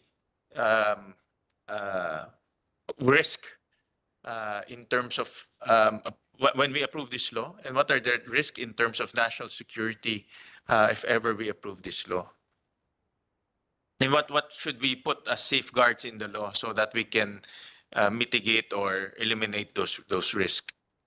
Firstly, sir, that's why the Department of National Defense, together as a collective position of the members of the National Task Force on West Philippine Sea, we are supporting only 3 designated archipelagic sea lanes compared to the original proposal of 11, because we objected for having archipelagic sea lanes designated along our, what we call the Philippine Heartland, which is the traditional invasion routes, which is Surigao Strait and San Bernardino Strait. So removing those proposed archipelagic sea lanes through those 2 strategic passages would enhance our security, and designating only 3 would allow us to monitor all the passages of the foreign vessel. Although, as what the professor have said, passages, innocent passages would require, let's say, vessels to be in their normal operating mode, meaning this, in the innocence passage, the submarine has to surface and show its flag. compared to the archipelagic sea lanes, the submarine can operate on its normal mode. But since they're passing through established sea lanes, it would be easier for the defense establishment to monitor the passages of aircraft, surface vessel, and subsurface vessel passing through those archipelagic sea lanes. From a layman, from a layman, Yusek, when they pass, for example, we approve this law, and when they pass through our archipelagic sea lanes, do they also inform us or inform authorities whether it's a submarine or it's a frigate or a carrier? Do they have prior notice to the Philippines that they are passing through these archipelagic lanes? There's no need for a prior permission to pass through. Notice. Wala rin notice. So they can just, There's no like a requirement, submarine sir. can just Yes, sir. go through it. And since we have a lot of straits and passages within our territory, so it would be very difficult to monitor all of them. On the other side, since we don't have this, submarines are now passing through our waters without our knowledge. Is that a correct That's a possibility, theory? sir. Yes, sir. It's a possibility, Yes, sir. correct? Kasi wala tayo nito. So Yes, sir. more so that they can just go through anywhere. No? Yes, sir. Is that correct? Okay. Thank you, Mr. Chairman. Yes, Senator Sherwin. Perhaps just two last questions directed to DFA, and perhaps the DOJ can butt in. There's a provision here as a proof, but first I'd like to congratulate Senator Gatchalian for including in his version the coordinates. Nandito na yon. So yung tanong ni Senator Gatchalian kanina, pag binigay sa presidente yung kapangyarihan na mag-suggest ng coordinates, ipapa-approve din yung sa IMO. Di ba? Pag ayaw ng IMO, babaguhin na naman yung coordinates. Ganun ba yan? Opo, kung ayaw kung ayaw ng IMO i-recommend natin, then or because there's a new development or new circumstances. Consultation. Yung coordinates. Yes, because Magsasubmit din talaga tayo ng coordinates. Yung Indonesia ba, Professor K, did it reach a point that Indonesia was required to submit the coordinates, their coordinates, hand in hand with the passage of their measure in their parliament? Or Ultimately, is it post? Yes. ultimately, Indonesia and the IMO needed to reach common ground. This is because They approve. under the relevant procedure that is provided for, there is a requirement for consultation to take place beforehand. Paragraph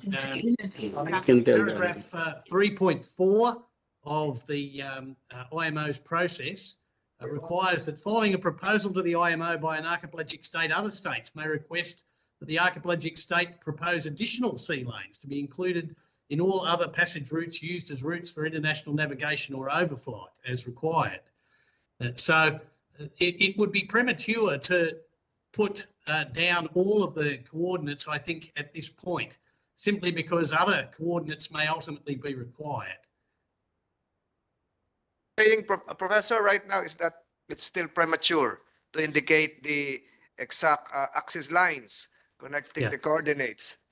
I think so. I think the Senator's bill does everything that you would want it to do, and ultimately it may be entirely appropriate once common cause had been reached with the IMO to designate the coordinates.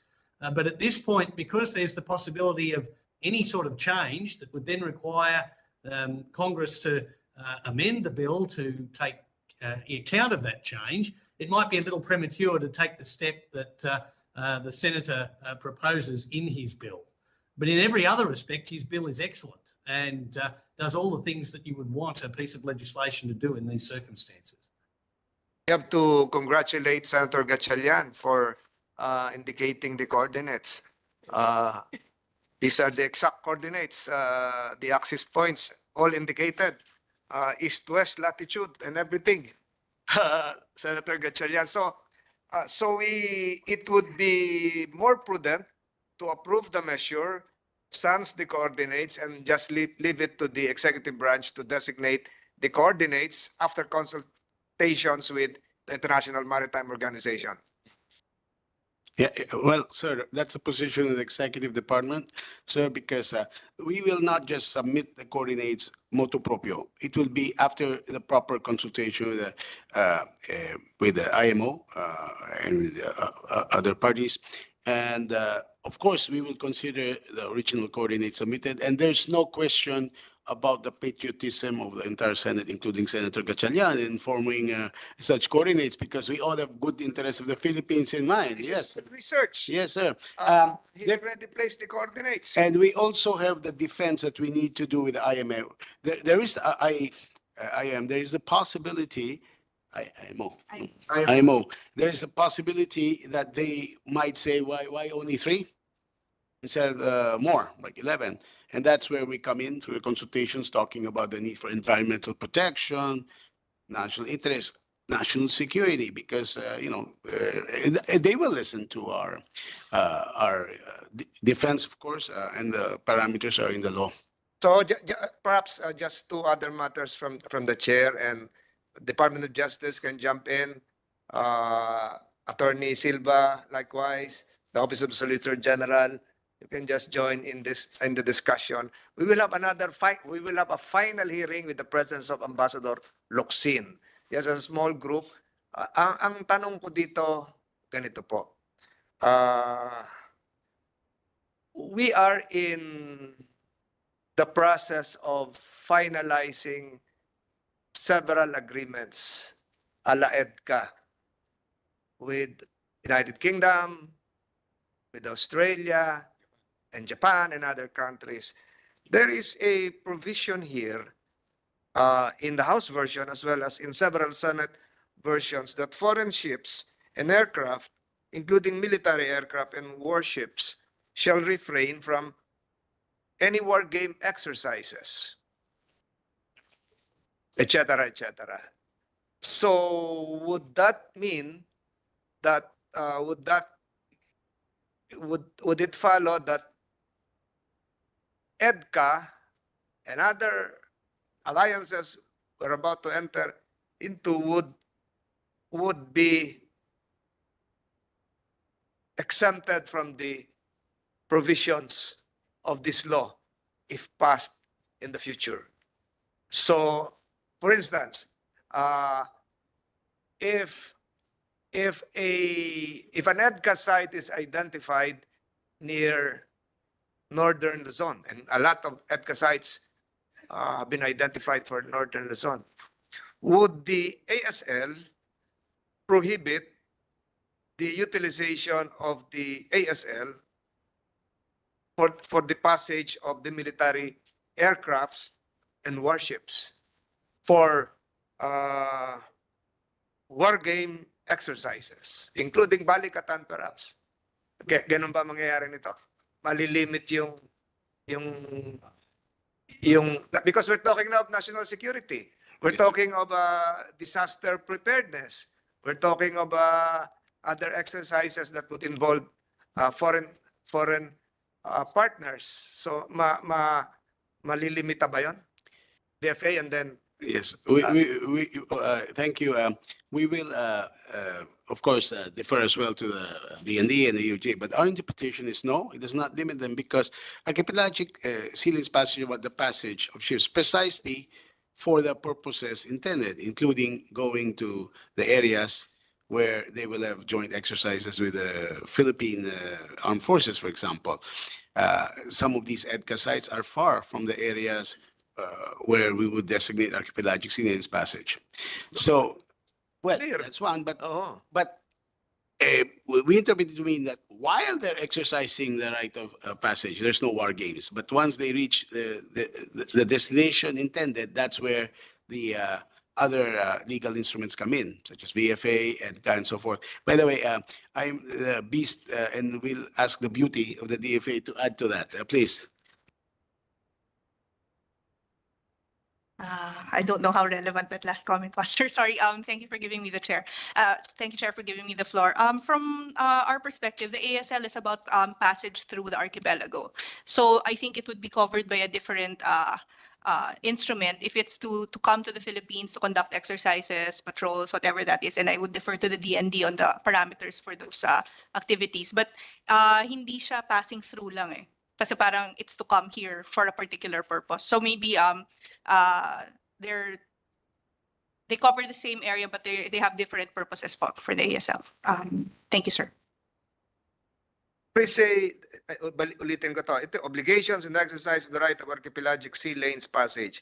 Foreign ships and aircrafts, including military, aircraft, and warships, shall refrain. Hindi ba magkaroon kagad ng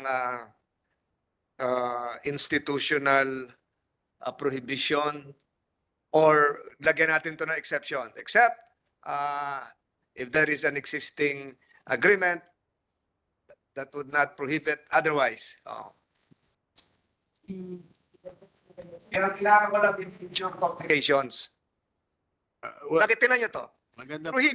Prohibited yung war games. Pero pwedeng dumaan yung foreign vessels na submarine, submerge. Adversarial pa nga yung sinabi ni Senator Gatchalian kanina. Diba? Take a look at that, DOJ, any comment on this? Thank you, Mr. Chair, and of course, subject to further comments by the DND because this is about war game exercises, Mr. Chair. We need to go back at the definition of archipelagic sea lanes passage, the right of archipelagic sea lanes passage, which is the right of foreign vessel and aircraft to traverse our archipelagic waters in a continuous and expeditious manner. So hindi po sila pwede mag-stop, mag-loiter and all that. So pag nag-war games po ba kayo, baka nagsa-stop-stop kayo dyan kasi nag-exercises kayo. So prohibited po yung war games kasi that would not be considered as a continuous and expeditious passage to our archipelagic waters, Mr. Chair. However, when we talk about EDCA and our bilateral arrangements with other states, kasama po tayo sa exercises na yon. All right. So what is prohibited is for these foreign vessels by themselves to conduct these war game exercises in our What about archipelagic joint waters. patrols? Joint patrols. Hindi tumitigil. Dahan-dahan lang. Para maliwanagan natin. Joint patrols. Nagpapatrol kami pero dito kami sa archipelagic sea lane. Well, yung joint patrol kasi, Mr. Chair, that we are looking at, that the executive is looking at, is doon po sa West Philippine Sea, outside of our archipelagic waters. Kasama po sa mga proposal, sea lane number 3, Celebes, Basilan, Balabak to West Philippine Sea. Palawan na po ito. Palawan na po ito. So, yun namang sea lane number 2, West Philippine Sea to Mindoro Strait, etc. So, dumadaan po kasi sila sa Ikaw, joint patrol. Gamitin yung archipelagic sea lanes na joint patrol. Dahil yung nag-RAA tayo sa Japan, joint patrol na rin nandun. Pwede po sila dumaan ng archipelagic waters natin, Mr. Chair. But that is because there's a separate arrangement for that, Mr. Chair. Tanong ko, should that be part of this provision? Except insofar as in compliance with existing defense agreements. Di ba dapat nakalagay doon? We can look into that, Mr. Chair, just so it's clear.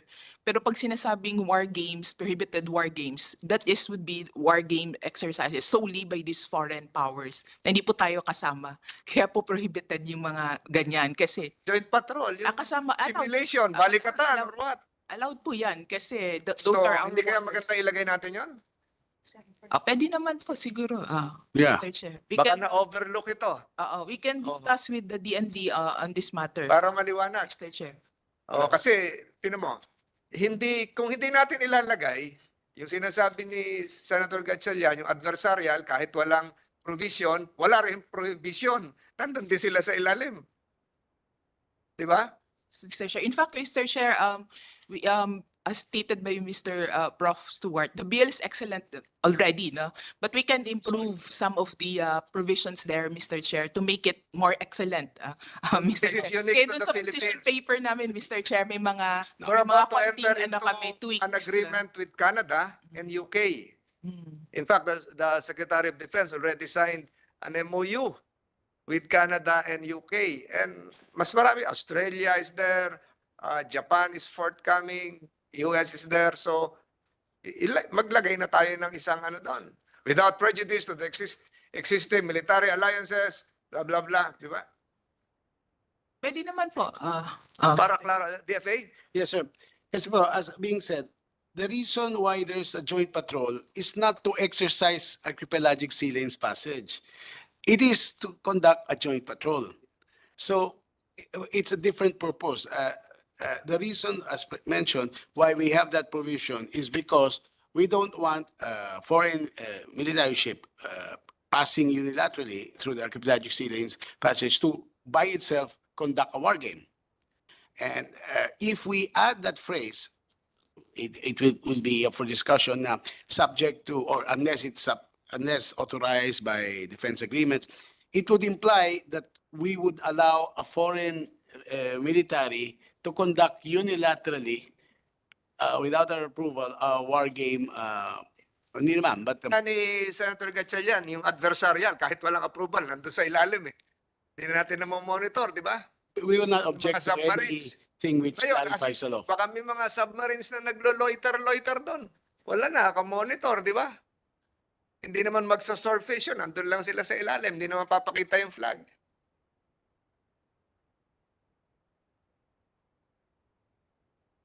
Should be looked into because we're about to enter into several agreements with other countries. Professor Kay, anything in mind concerning this?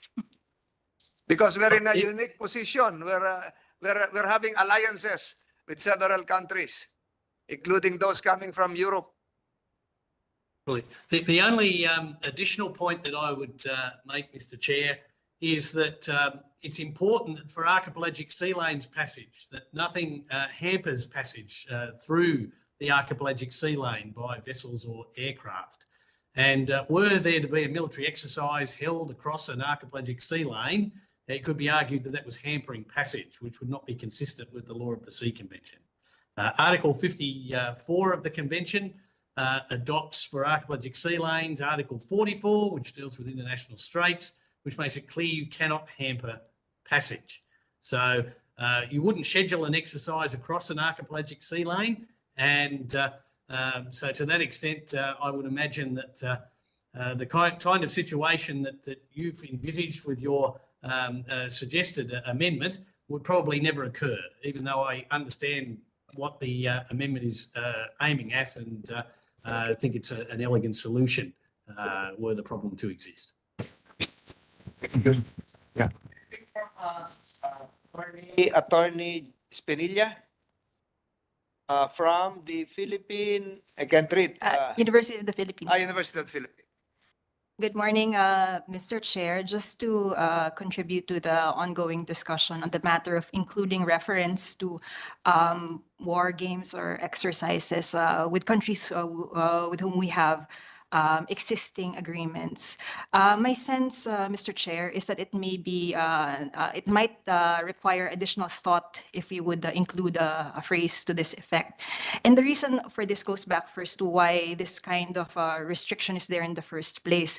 We discourage these kinds of activities as a ship is transiting through our archipelagic sea lanes because it's not considered to be normal mode. Anything that falls outside of the scope of normal mode, which is in itself, by the way, is an ambiguous phrase, could be, as Professor Kay mentioned, disruptive to passage, not just to those user states, but also to us as the maritime state who will be inconvenienced, of course, by the passage of these vessels. So we discourage it. By way of exception, it was pointed out by Attorney Ganchon that maybe we could consider it as part of a separate agreement that we would have with those states. But at this point, I just, I mean, Agreement with? With other states covered by our. We have agreements now. Yes. We have EDCA agreements. Yes. We have RAA, so soon to be RAA agreement with Japan.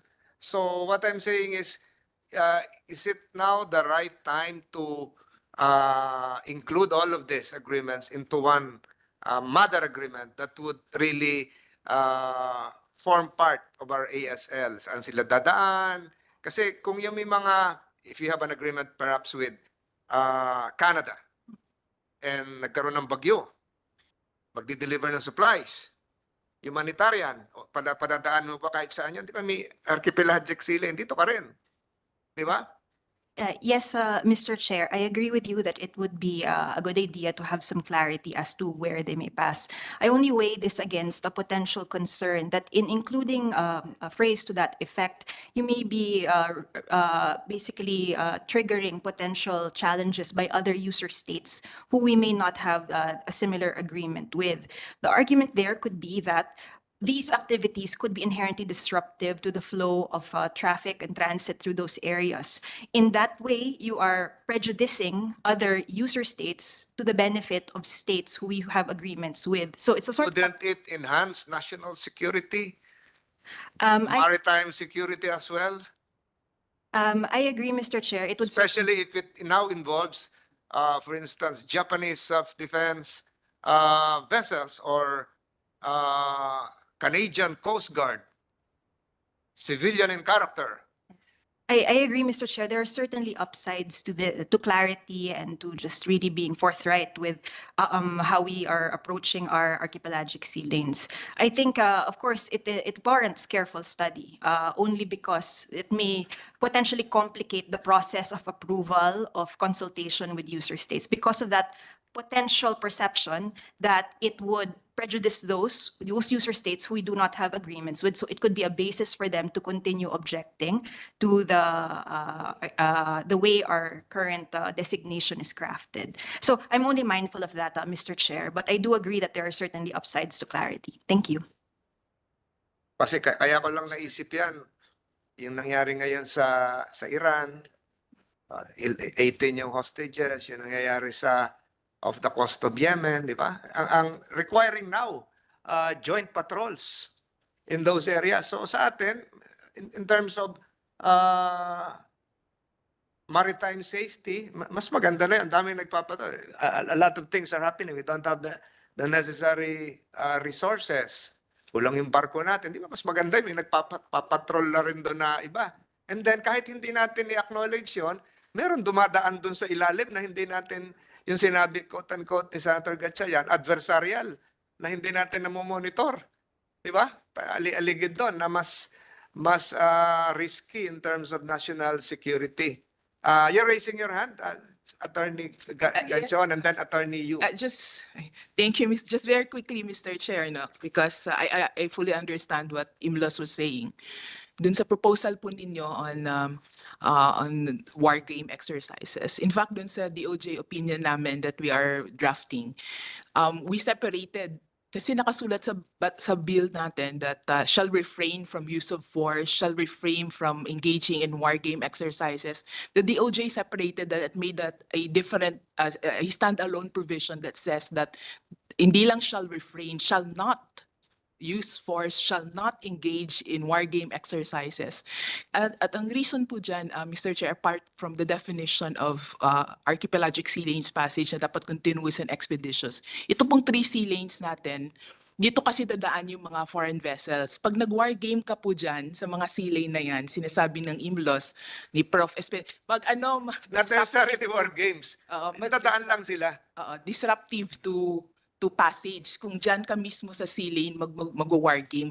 Pero pwede tayo mag-war game exercises with other states outside of those sea lane, sa Sulusi, pwede naman, but not in the sea lane itself. Mr. Chair, yun yung sinasabi ni Prof. Espanilla sa UP Imilos. What about the reverse? In entering bilateral agreements, executive agreements with Canada, UK, Japan, and other countries, should the Philippines now invoke, should the Philippines now notify our future partners that we have this ASL, dito na lang tayo, hindi kasali yan, even though the EDCA sites are near these sea lanes? Nandun yung EDCA sites natin sa Northern Luzon. Alam ng DND yan. O hindi kayo pwede dyan kahit nandyan na yung EDCA sites namin. And then, pati yung pagdi-deliver ng humanitarian supplies as part of the EDCA agreement, huwag nyo gamitin yan. Meron tayong Balintang Channel na sea lane, Mr. Chair, dun sa north. Kung may sea lane na po tayo dyan, of course, all foreign vessels can pass through, including our allies and agreement partners. Makakadaan po sila doon. Kaya lang yung actual exercise siguro, hindi lang naman dun sa sea lane mismo, maybe outside of it. Minds of yung military alliances natin will not just involve war games. Joint patrol is a continuing navigational exercise, interoperability, and it would likewise include disaster preparedness, etc. Not necessarily war games. Hindi naman yung magpapaputok doon sa sea lanes. Yung gagamitin yung sea lanes to deliver supplies. Kasi nakita ko, karamihan dito except yung Surigao na nawala dito, are really critical areas in terms of disasters. Surigao, Lindol, Bagyo. Itong lahat na nandito, Mindoro, Bagyo, including itong sa Nasubata Channel. So lahat ito mas madaling mararating. So I think the DOJ should guide this committee in crafting the right wording on how to include our defense agreements with other countries. And now, siguro mga 8 na ito eh. And these are big IMO players, Australia and US. Yun nag-object sa Indonesia. Partner na natin yun. Canada and UK, yun ang base ng IMO. Japan is a maritime power. Major funder ng IMO. And pag napasali pa yung France, lahat na ng IMO kasama. Baka sila pa yung mag-object. Taga mo na, gamitin na rin namin yung sea lanes ninyo kasi kami rin yung IMO. Just thinking out loud. Attorney Silva. Thank you, Mr. Chair, and thank you very much for inviting us. To ventilate also, and in addition to points raised by my colleague and all the others, but also to reassure the Honorable Committee concerning the concern, it may be relevant to note, Your Honor, that that this concerns two different legal systems, two different legal regimes. The archipelagic sea lanes is really for the purpose of archipelagic sea lanes passage, which is passage between one point of the EEZ or the high seas to another point of the high seas or the EEZ. So that's really for the purpose of expeditious passage through it, because the purpose of this is really to assure the continued use of passage rights within the archipelagic sea or archipelagic waters, even after they fall under the sovereignty of the coastal state in accordance with Article 2 of UNCLOS.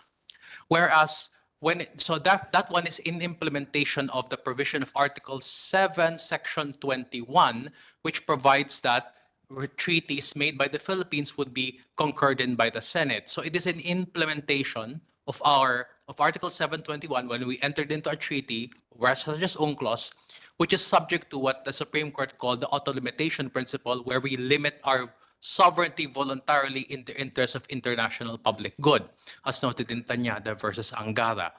On the other hand, our own exercises with other states fall under a different legal regime, and that's covered by Article 2 concerning the responsibility of the AFP to defend the national territory and national sovereignty and territorial integrity, and also implementing Article 18, Section 25, which provides that we shall not allow any foreign military troops, facilities, and bases except under a treaty concurred in by the Philippines and concurred in by the Senate through a 2/3 vote. So we defer, of course, to the wisdom of the committee if they wish to make it precise, but it's not necessary at the moment, because one concerns when we allow a country to go from point A to point B, and the other is when we are cooperating with another country for the purpose of the national defense, because that concerns Article 2. That being said, as noted by the Honorable Chair, there may be instances where the same area is a subject of passage rights, but at the same time, it is also of relevance to our national defense. In that particular case, certain adjustments will be made. That is a very good point noted by the Honorable Chair. The first adjustment would be, as already done by this provision, to define what we mean by normal mode. Because the word normal mode has no categorical definition under international law. What is normal mode for a commercial vessel is simply to go from point A to point B. For an aircraft carrier, normal mode may include, for example, a minimum level of combat air patrol around that area. Normal mode for an hourly berth vessel, for example, with an Aegis system, is to have radar all activated for defense. This one allows us to canalize what we mean by normal mode. We are already defining what we consider normal mode for other countries.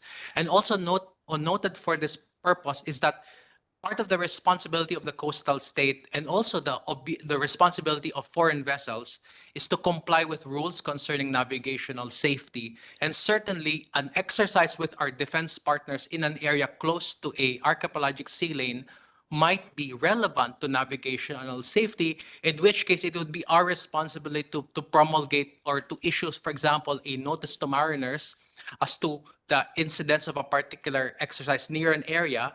But it is also our responsibility to make sure that it does not unduly interfere with the exercise of passage rights. So as to how it will be formulated by the Department of Justice, I fully concur to the executive and to the legislative on this point. I wish only to note that these are two different regimes with two different purposes. So it would be relatively easy for us to define how they will be interacting when there are overlaps, such as when the same area will be used for exercise as opposed to for passage rights. But in any case, we defer to the wisdom of the Honorable Committee. Thank you. The chair mentioned that was that the normal mode mentioned by Professor Beckman, insofar as submarines are concerned, would be to navigate below radar.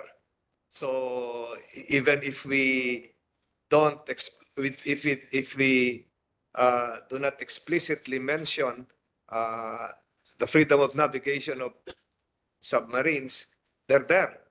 They're there. So we might as well fuse all of this, but we'll wait for the DOJ's opinion on this. Kasi ang dami pa talagang, ako hindi ako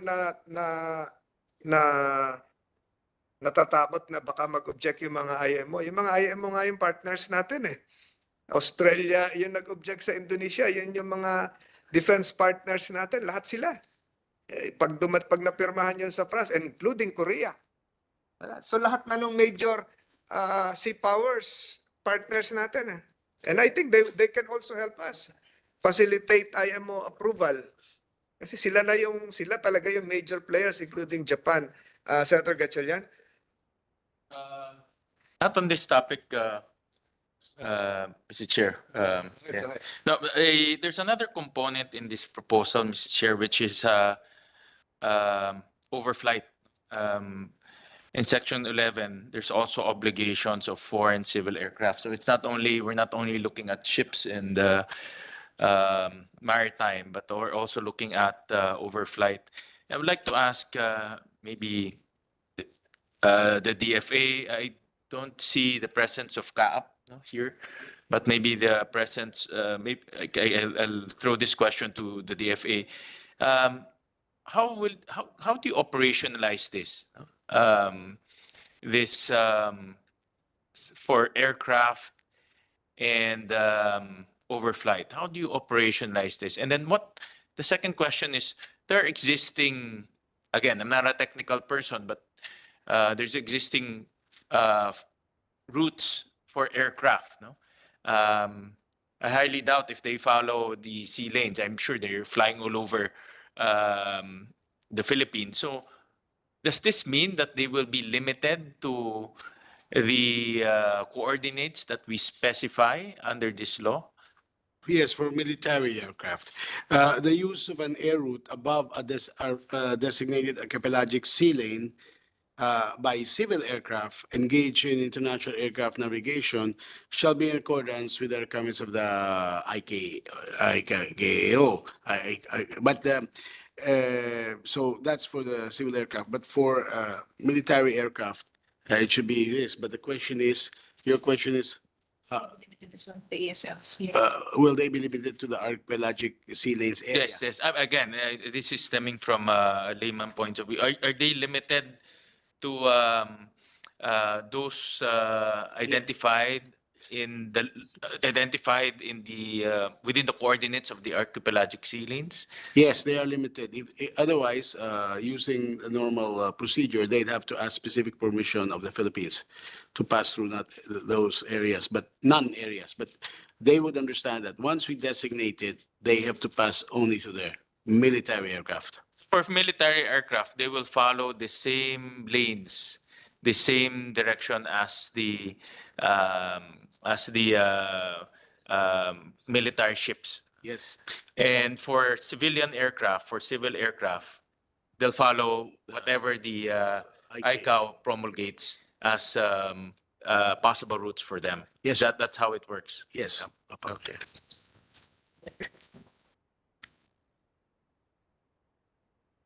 If I may continue, if I may follow up. Aircraft above archipelagic sea lanes would be hovering above national territory. Correct? So our airspace, the airspace would be considered national airspace, right? Aircraft, coming from the explanation of Attorney Silva, coming from an end of an exclusive economic zone to another EEZ, would that be subjected to the same rules? Would the airspace above the EEZ be considered as part of the national airspace? My understanding is no, because we have sovereign rights. You have sovereign rights over the EEZ. Over the resources underwater, not Yes. there. Yes, but when it comes to airspace above Philippine territory where we exercise full sovereignty, that's our national airspace. Pero yung sinasabi kanina, from a point of EEZ to another EEZ, si alin na mag-govern doon? Well, when they're in the EEZ, How can we enforce? How can we enforce kung nasa ibabaw ng EEZ? Eh, wala tayong sovereignty ron. Sovereign rights lang tayo doon.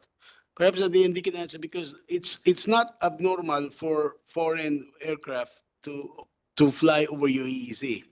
But let's see the DND. Sir, a foreign aircraft flying over the EEZ are governed by international law. It's considered as open sea, open airspace. But if they enter our Philippine territory, meaning they enter the 12 nautical miles and passing through the Philippine islands, then we have an air defense system, and we challenge them. We monitor them through our radars, and we challenge them. The Philippine Air Force is Ni Senator Gatchalian, yes, sir. Ito yung archipelagic sea lane natin, yung sinabi ni Attorney Silva galing sa isang EEZ point to point, archipelagic sea lane, yung nasa ibabaw ng archipelagic sea lane, pagdating lang sa himpapawid ng lupa ng Pilipinas, meron tayong control, sovereignty. Pero pag nandun sa malayo, international airspace na yon. Sa EEZ natin, yung ilalim lang, yung water, yung current, marine research, etc., di ba? So, ito siguro yung gusto i-clarify ni Senator Gatchalian. Hindi naman lahat doon dadaan sa ibabaw ng ASL, yung eroplano, doon sa Balintang Channel lang hindi naman yun ang destination, di ba? So, how do you reconcile that? One way to reconcile, sir, kasi if it's a foreign ship passing through EEZ, although that technically could be high seas, we have, as part of our sovereign rights, the right to say, to control that or question that, because they may be violating our economic rights. Like that ship might be fishing or obtaining resources which properly should be explored by and exploited by the Philippines as the coastal state. But sovereign rights for resources don't apply to the airspace. above the EEZ. So my understanding is the DND would issue authorization for foreign military aircraft passing through sovereign airspace of the Philippines, including the area above the archipelagic sea lanes. But it is a reality that foreign aircraft can fly under international law above the airspace above your EEZ. Not only above, even yung adversarial ni Senator Gatchalian, yung nasa ilalim. The reason why I'm raising this is this. There is a need for this bill to include perhaps a general clause that would recognize the existence of international airspace agreements, air control, and other agreements, similar to the agreements that I raised a while ago, which the Philippines would be entering, yung mga military agreements. We cannot dispense with that. This is just one big global norm that we're talking of. Diba? You cannot separate. Oh, yung aircraft, iba yun. Dito, iba yun. Isa lang yan eh. Isa lang yan. So we have to harmonize all of this. Mahirap, airspace control, etc., etc. Even if you look at your merong app eh, maguguluhan ka na dun sa app yung radar, yung tracker ng eroplano. Lahat yun, nagganon-ganon na eh. Di ba? Makikita nyo yun, hindi naman dun lang sa ibabaw ng ASL lumilipad yun eh. Ang gulo nun, hindi mo na maintindihan. Mas magulo pa yun sa traffic sa EDSA, di ba? And the same is true with what Australia proposed, yung web, the Australian proposal, itatrack nila yung mga barko, di ba? Ganon-ganon din yun. So perhaps there is a need to harmonize those which can be harmonized. Isang paragraph dito, isang general catch-all provision without prejudice to international agreements, blah, blah, blah. Final question, which I'd like to ask sinong gusto sumagot. Is there a need to include a provision that would implicate the gains we got from the 2016 arbitral ruling? Pwede bang isama dito na yung naipanalo natin na makakadagdag dito sa ASL na bahagi ng 2016 arbitral ruling? Kasi ang sinasabi nyo kanina, lalo ang DFA, to buttress our claim, gano'n. Tinanong din ni Senator Gatchalian yon. Meron bang pwede kayong maidagdag na i-suggest na provision na ipanalo natin doon sa 2016 that would strengthen this bill? DOJ, Solicitor General. Very quickly, Mr. Chair, yes, there's no provision in our pending bills on the arbitral award, but we do have it in our pending maritime zone bill. So a statement there in the maritime zone bill or law is sufficient, and there's no need to also state it here, Mr. Chair. I-reiterate dito. There's no need because actually there's no, in the arbitral award, there's nothing there on archipelagic waters. Hindi kasi puro UNCLOS yung ini-implicate natin eh. And the arbitral ruling was a ruling in our favor, di ba? And I think I stumbled into something. It has something to do with the South China Sea Arbitration Award.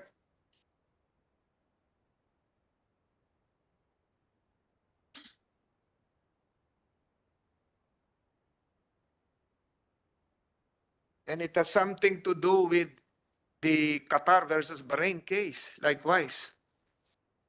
So the method of straight baselines, blah, blah, blah,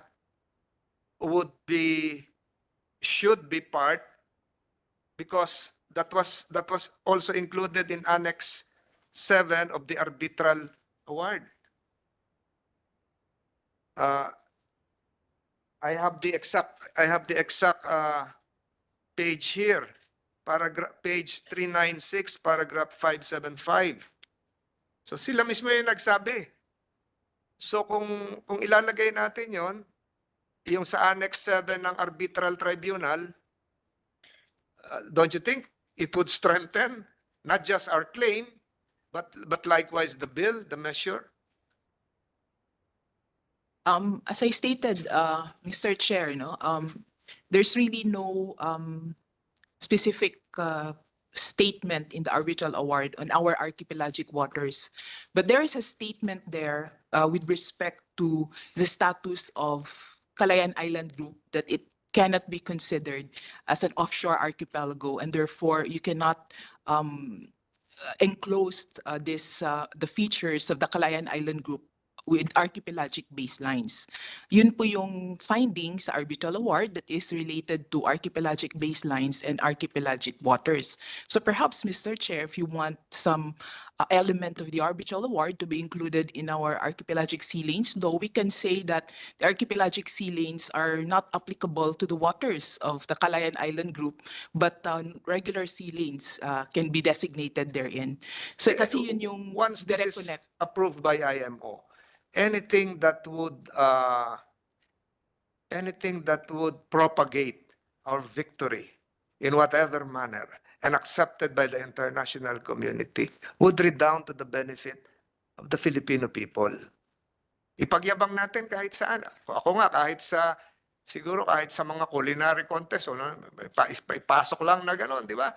Anything. Pero ito, pasok kayo, Annex 7, Arbitral Tribunal in the South China Sea, arbitration concerning the drawing of archipelagic baselines. So anything that would strengthen the award insofar as our claim is concerned and that would strengthen our position should be claimed. Should be claimed. Kahit saang forum na pwede nating i-claim na may pagkakataon tayo para pag tinanggap to ng IMO, China is also a member of IMO. Diba? So lalakas lalo yung posisyon natin sa pagkapanalo natin. Well, what do you think? Solicitor General, you've been silent for the last several hours. No, Your Honor.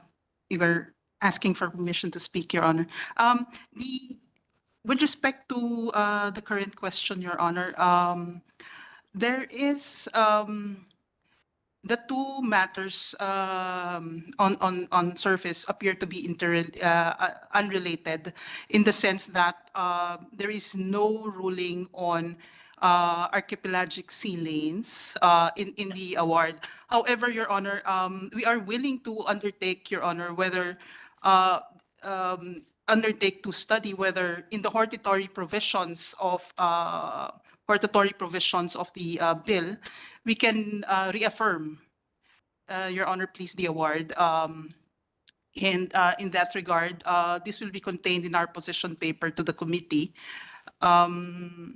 Well, we support the DOJ's initial finding that it's the reference to archipelagic waters pertains only to 3046 in that we cannot treat the Calayan Island Group as in other words, place it in the quadrant as contained in 3046.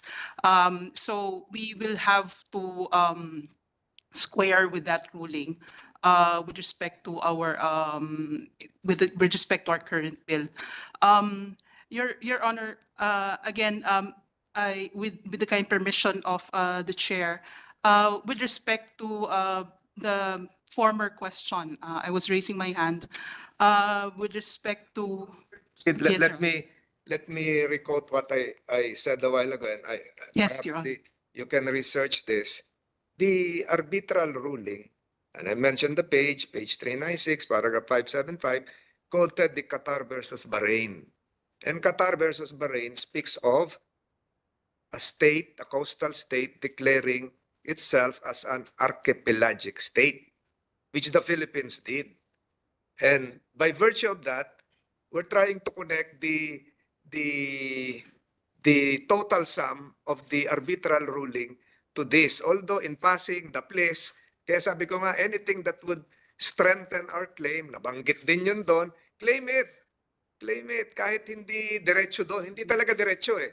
Pero binanggit yung Qatar versus Bahrain, the method of straight baselines is applicable only if the state has declared itself to be an archipelagic state. Ergo, we did that. So that's part of the 2016 archipelagic ruling. So, pasok din. Pwede pa rin natin i-cite. And by implication, if the IMO will recognize this, in effect, by implication, member states of the IMO will accept the 2016 arbitral ruling, which they've done, except for one member who is also part of IMO. So lahat na ng forum, pasukan natin, di ba? But I leave that to Doj and NSC. Research na itong arbitral award, page 396, paragraph 57. I might be wrong, but this is a document that I have here right now, that we have to claim it. Tama? Go ahead, Attorney Yu, for your second question. Yes, Your Honor.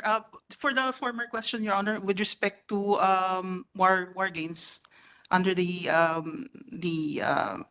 visiting forces agreement or the EDCA or some other security arrangements that we have, without prejudice to because we might later be counseled for the Republic. My opinion on that is that we see the wisdom of the chair in providing for a provision that explicitly excludes executive agreements or international agreements pertaining to exercises that may be entered into by the country with another country. We also would like to point out that, as stated by Attorney Silva, these are two separate regimes, and we can, as a sovereign state, enter into agreements that do not necessarily impede the right to pass on those sea lanes.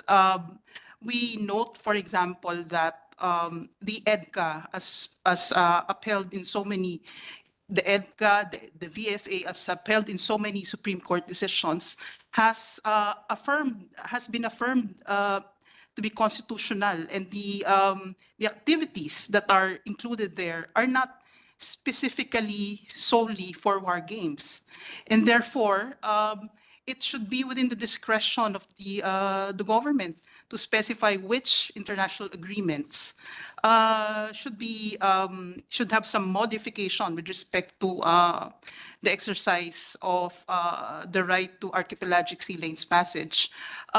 In that regard, Your Honor, may I also point out that under Article 52.2 of the Convention, there is a security exception. And the security exception only requires prior notification and with the other countries that are involved. Of course, and IMO, of course. We would need to notify the IMO.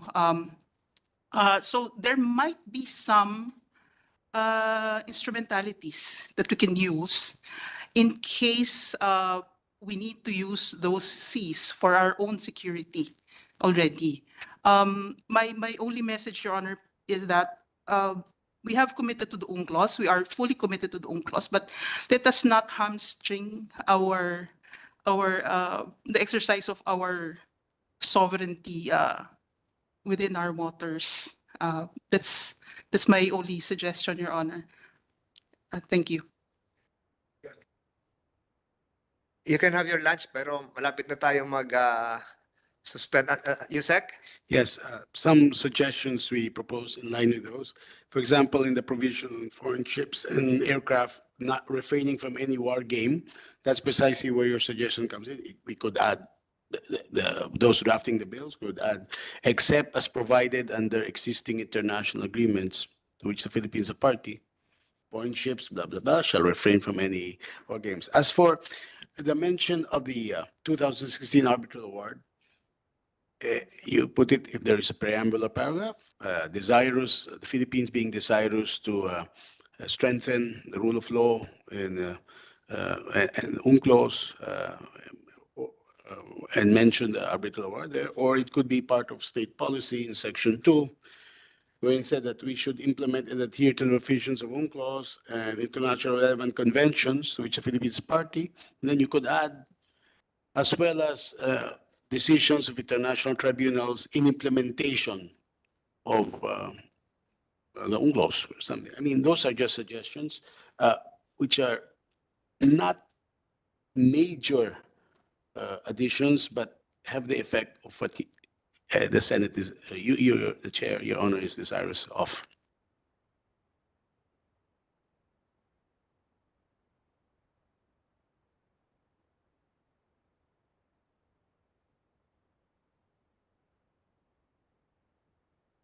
We don't know what your real time is now.